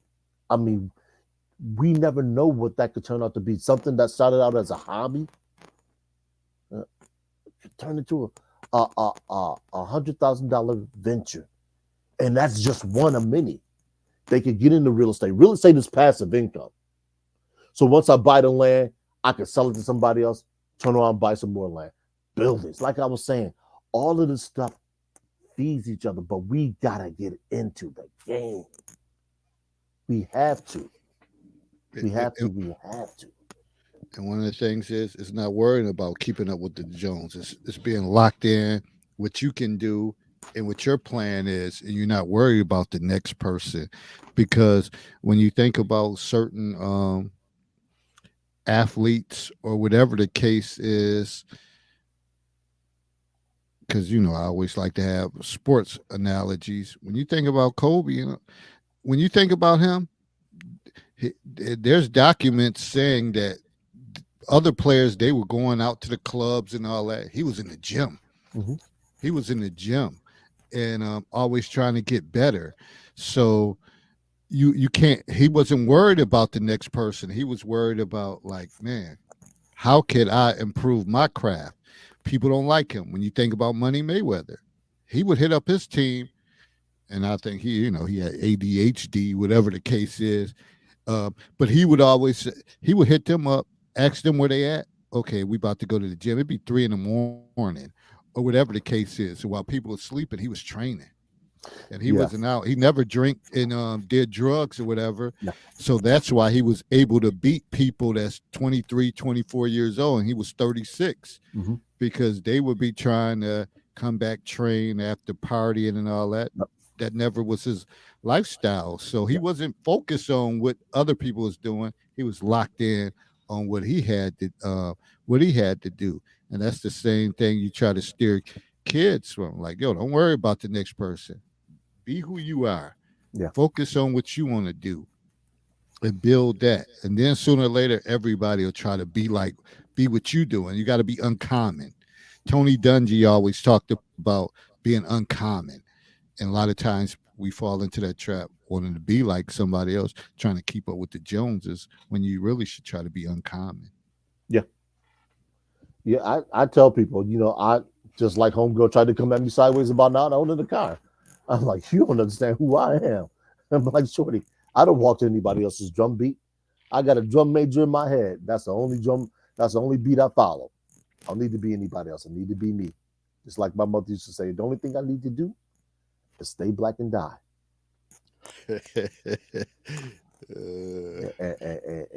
And believe me, receding hairline and all, I'm going to achieve that goal one day at a time. Whatever situation I find myself in, I'm like, all right, take this shovel out. Pay homage to Seat Rock and PL Smooth. I'm taking a shovel out my pocket and then dig myself. Got to. And sometimes, that's the only way through a situation is to go through it. But if you don't have to go through a situation, don't put yourself through that situation. Build with other people. That's what David's allowed me to do, and I gotta publicly acknowledge him for that, man. This is not easy. A lot of people think podcasting is easy. They think you just get a topic, sit in front of a camera, and turn it on, and people are gonna come. Nah, it don't happen like that. Success is not an overnight thing, and I consider what David has endeavored to do very successful. He's taking this from just him on Blog Talk to what it is now. And as Obsidian's fond of saying, if God willing the creek don't rise, he's gonna get to a point where people can super chat, they can cash app him things. This is just the beginning, because I really want to. One of the other things I want to start branching into is some sort of book reviews. That way, we as a people, we start to grow not just in knowledge, but in our understanding of other things that are greater than us. BGS is always mentioning a book or two, and I got a book list that's probably at least between 75 and 100 books long. But that's one thing our culture needs to do too is we need to start reading a little bit more, because that's what that information is. It's so many avenues to go this route, whatever, if you can. And you witnessed her when we had the sip and dip, the live conversations. We had people and they were engaged, they enjoyed it. You got food, you got cocktails, and you got conversation, and you got non-violence or whatever, and everybody's getting different perspectives and listening to people, and people was like, damn, when y'all doing that shit again?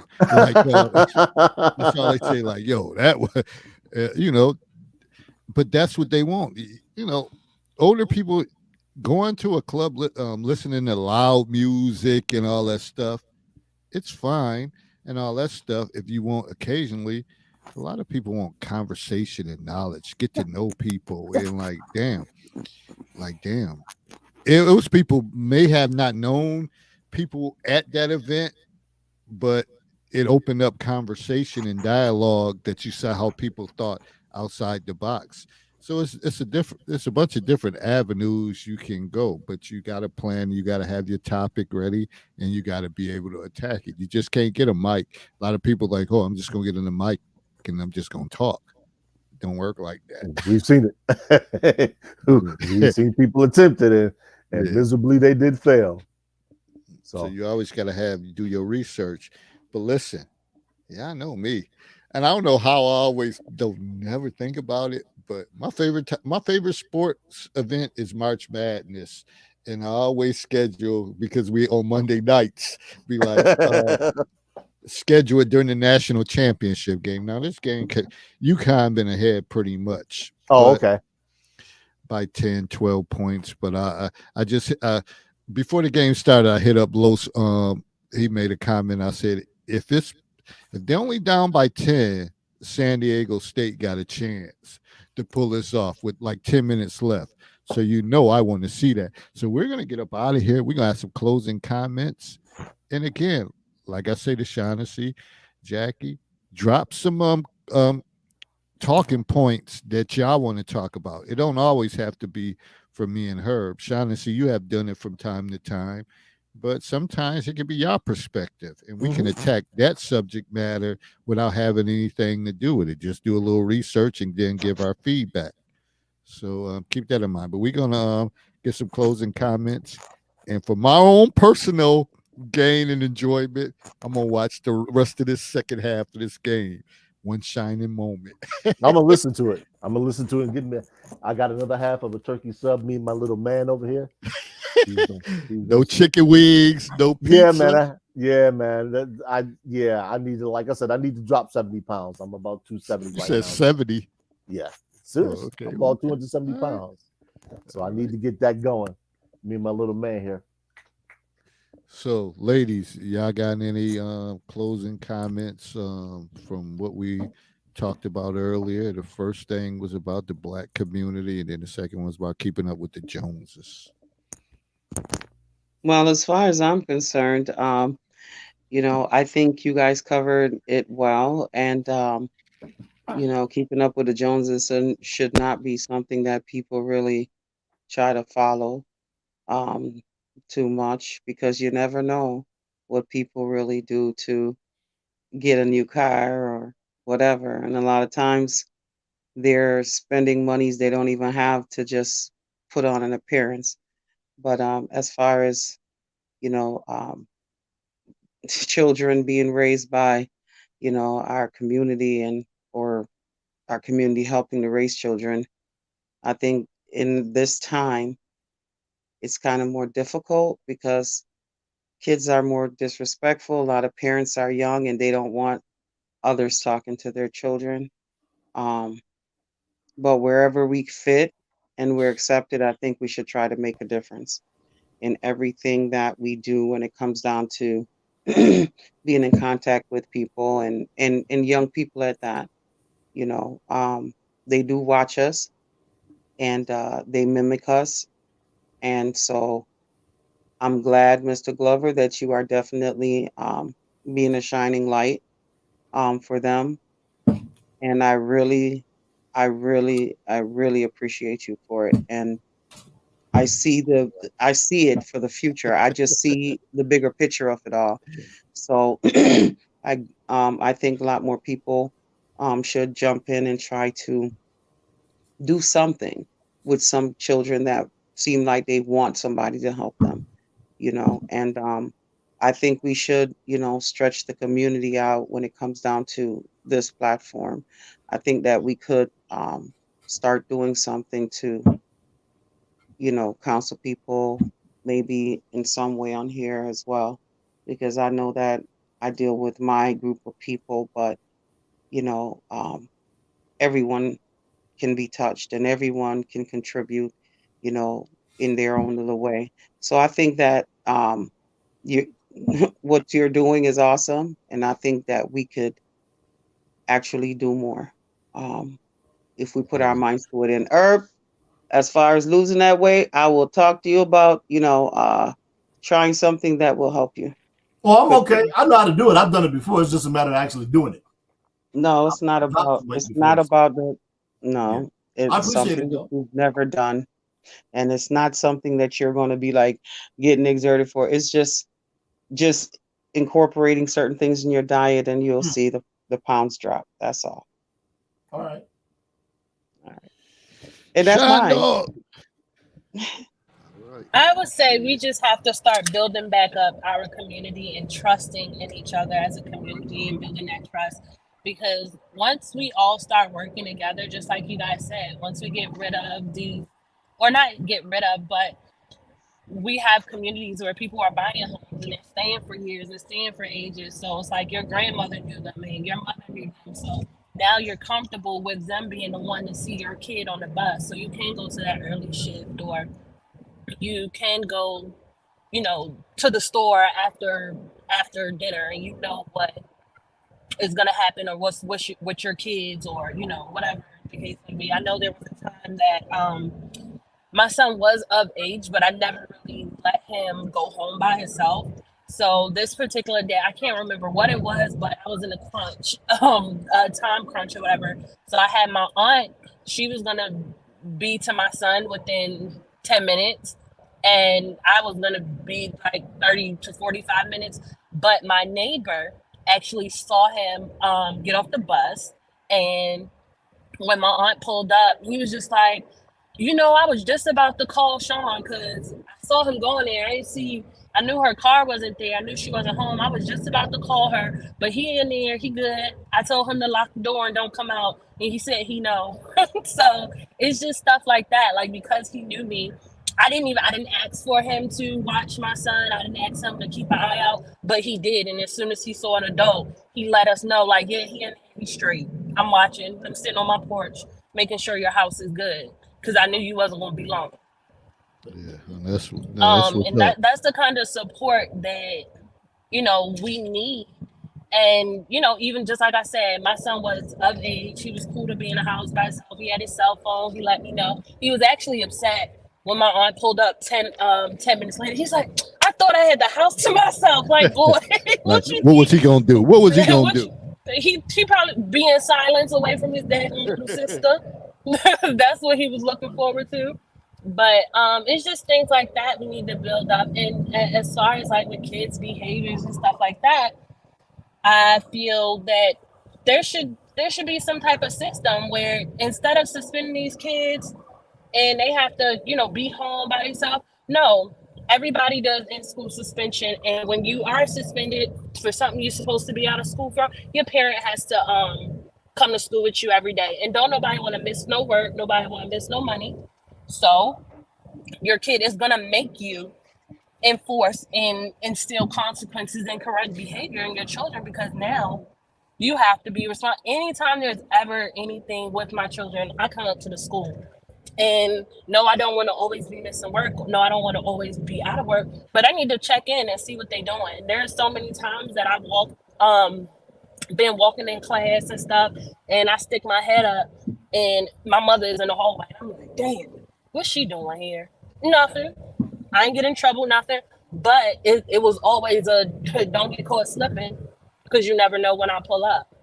My father, he was more predictable. I knew he was coming on Fridays. Like, everybody knew Sean C. Father gonna be here on Friday.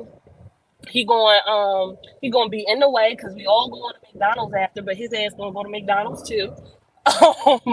So he gonna be in the way, like, but we knew that, and that was expected. So it would always keep me on my toes. My book bag, as far as my book bag, I was a good child, but my book bag will always get checked, and my mother never ever told me when. Never ever told me when. She would just randomly go on my planner, go on my book bag, look at what's what, and I would get questions, why you got an 87? Girl, because I knew 87% of the test. That's why. Like, girl, leave me alone. But there's certain things that, I even used to get caught, not caught really, but I would sign permission slips or sign report cards, and she'd be like, well, why can't you just get it signed? Why can't you just tell me to sign? And I'd be like, girl, I don't know. I had straight A's, so it ain't no real. And permission slips, damn permission slip, leave me alone. But it's just things like that. Parents just have to be more involved. And just like I think Miss Jackie said, as far as other parents checking other kids, because if I'm seeing your child doing something wrong, no, I'm not going to sit there and cuss them out and fuss them out, but I am going to talk to them. I am going to rap to them. It was a little group of boys my son's age They always was missing the bus. So I would always, and my kids are on the bus. I purposely put my kids on a bus. But anytime I said I'm walking back home, get in the car. Y'all ain't going. We're going to school. And their mother never had an issue with it. But come to find out, single mother, 3 boys, she had to be to work in the morning. So she had to trust in them to do what they were supposed to do. But sometimes stuff happens. But thankfully, they didn't have to always be late. They didn't have to always miss school because they had somebody to look. And I even told them, like, y'all need to start knocking on my door. If y'all missed the bus, knock on the door. And they was like, we could do that. Yes, please. Please do. Knock on my door and I'll take you to school. And it wasn't often, maybe once or twice they knocked. And it was like, oh, Miss Sean, we missed the bus. Okay, I'm coming right now. So I get to school. And even the teachers, they were like, oh, we're so thankful. Thank you so much. Because they be looking at me like, ain't your kids already here? I'd be like, yeah, they missed the bus. They be like, oh my God, thank you. I appreciate it. And we just need to start doing that for each other. It doesn't take nothing from us. It's true. True. It takes I agree. nothing from us. The same boys, my son was outside. This older boy took asked him to hold his bike. Zion let him hold his bike. He did something, broke his bike and tried to run off. Them little boys tore that boy up. He was like 14, 15. And I heard all this commotion outside. I'm like, well, what's going on? They're like, no, he tried to break his bike and run. I'm like, so what y'all, mom? Like, what y'all, like, why you ain't go get nobody? Why you ain't go tell nobody? Because his parents don't care. He wouldn't have did nothing. So I'm like, oh, well, can't be mad at y'all. Well, Zion, now you know, don't let nobody hold your bike. But at the same time, that builds community. Yeah, and that builds confidence in that person who is not able to stand up for herself. He starts Right. gaining confidence because he know he has somebody to back him up, and everybody needs somebody to have their back. Right. But yeah, I just think we need to build that trust. Once we start building that trust in each other and building a stronger community, and we'll be good. Even with keeping up with the Joneses, people don't realize you got Klarna, you got Zip, you got Afterpay. That these people do. They buy these design things. You think somebody, oh, they got it like that. They paying for them things in full. They paying for them things in full. Just they can't afford it just like we can. You just never know. People always ask Zion, he is Under Armour to death. Zion godmother worked for Under Armour, like 50% off. So it's like you're reading to it and you thinking like, oh, this boy, and not to say, you know, I dress my kids a certain way, but this boy fresh, he always got this, he always got that. We're paying Target prices for Under Armour. Like, so you never know what really somebody's backstory is. So you thinking they're so lucky or they have it all, you really don't know. And that's the thing. You can't be worried about that. You have to teach them to. You have to be real. You have to be real as well Right. to your children, and you Yeah. can't do everything that other people do. You got to Very keep it true. on. Sometimes you just have to keep it simple and choose whatever your top 2 things that you want to do, and you move forward it, and that's it. So I appreciate that feedback. But when you were saying something, Shaughnessy, I was thinking like, man, what if they start having these kids instead of getting suspended, staying at home? They got to clean up the school building. They got to serve, be in the lunch line, Community serving other, service. Yep. serving other students during the lunchtime, whatever. That would really hit them on the heads. But the problem Yep. is, they don't want that shit, whatever. Because it would be nice for a kid to be going through the lunch line and your peers doing it like, oh shit, why you doing that? Yeah, because I got suspended and that's what I got to do. Yep. But they don't do anything meaningful to make them think about it. So that's part of the dilemma. Right. You that giving me a we're in. vacation. Yeah, Like that's you the are part of the literally dilemma giving we me a in. vacation. Like, especially if I don't get in trouble. You know, like there's been times that when I was at Newtown High School, I've had a fight or two before. And you know, they will pull back them cameras. Don't let it have been somebody hit me first. I'm not getting in trouble. So guess what that means? You just gave me five days a week off. I'm chilling at home. Yeah, my grades were good anyway, but at the same time, for another student that grades weren't that good, you just chilling. Yeah, you may get your work at home, but them packets ain't nothing. That's something light. Then you would come dump on Now I'm me. at home watching Maury and Jerry Springer all day. Yeah. So as you can see, we try to come up with creative ideas and different things to think about. Herb, what's your closing comment? We, as a culture, need to stop playing victim. It's that simple. Particularly when we do things or say things about other cultures, and they in turn talk about us. It's not tit for tat. If another ethnicity of people move into a black neighborhood and they send their kids to the store and their kids are consistently being jumped, is that not a quality of life issue for those parents? Should they not be concerned that the kids that live around them, they don't have intact families and this is how they're behaving?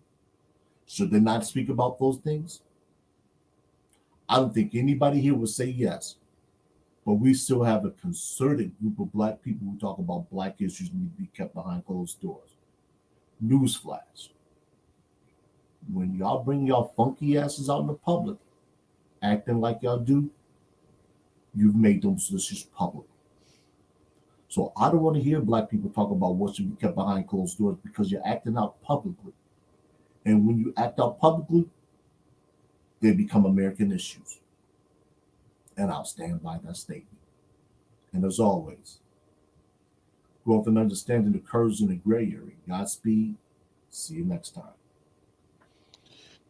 All right, all right. Me, you look at black issues, black community issues, keeping up with the Joneses.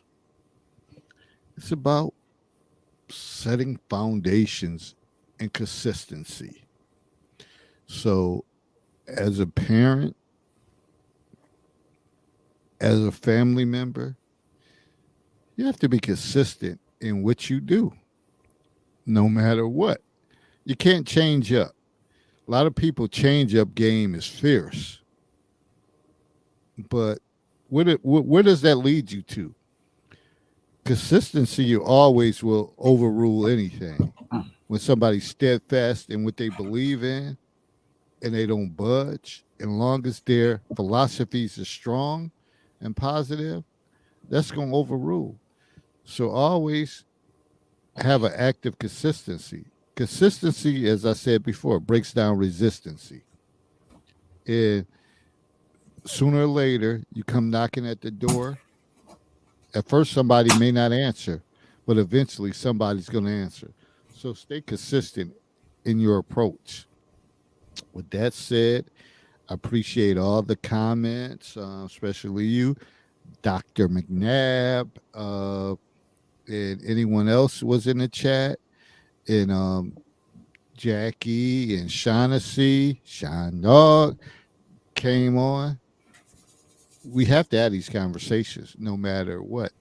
And of course, my platform hasn't blown up that it's 100 people watching and all that stuff.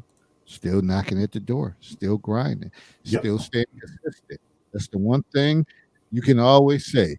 We're going to be consistent. Even in one of my festive times of the year, March Madness, the finals game, probably the last 3, 4, 5, 6, 7 years, I've had a broadcast and have it stay locked into what I got going on and have it said I'm gonna cancel because of that. Because you got to stay consistent in what you do and your approach. With that said, appreciate you all. Everybody have a great week. I'm on spring break, but I'm just in chill mode. I haven't thought about going anywhere because I'm getting older. I ain't old, but I'm getting older. I just like to chill sometime. I just like to relax. It's a lot. Yeah, because when There's you go a lot on of shit going vacation, on. you be needing a vacation from vacation. Yeah, that part too. So Recovery. sometimes you just chill. It just do what you got to do around the house and carry on. Yeah. But we always gonna have it flooded in the counselor's corner. Make sure you tune into that. Everybody enjoy their week. Happy Easter, whatever that means, Resurrection Day, whatever it means. When is Easter? Is it Sunday the 9th or something?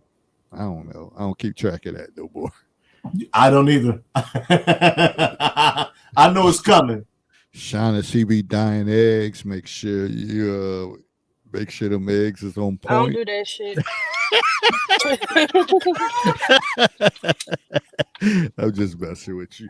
But They everybody, lucky they get Christmas. Easter baskets or whatever. Dudes, I'm gonna say this. Do not be posting up with them fucking canary yellow suits on, the Stacey Adams shoes. Talk about you went to church, whatever. Then you in a gambling spot after church, whatever. Stop. Dang, I'm at the casino now. Stop fronting. Are you?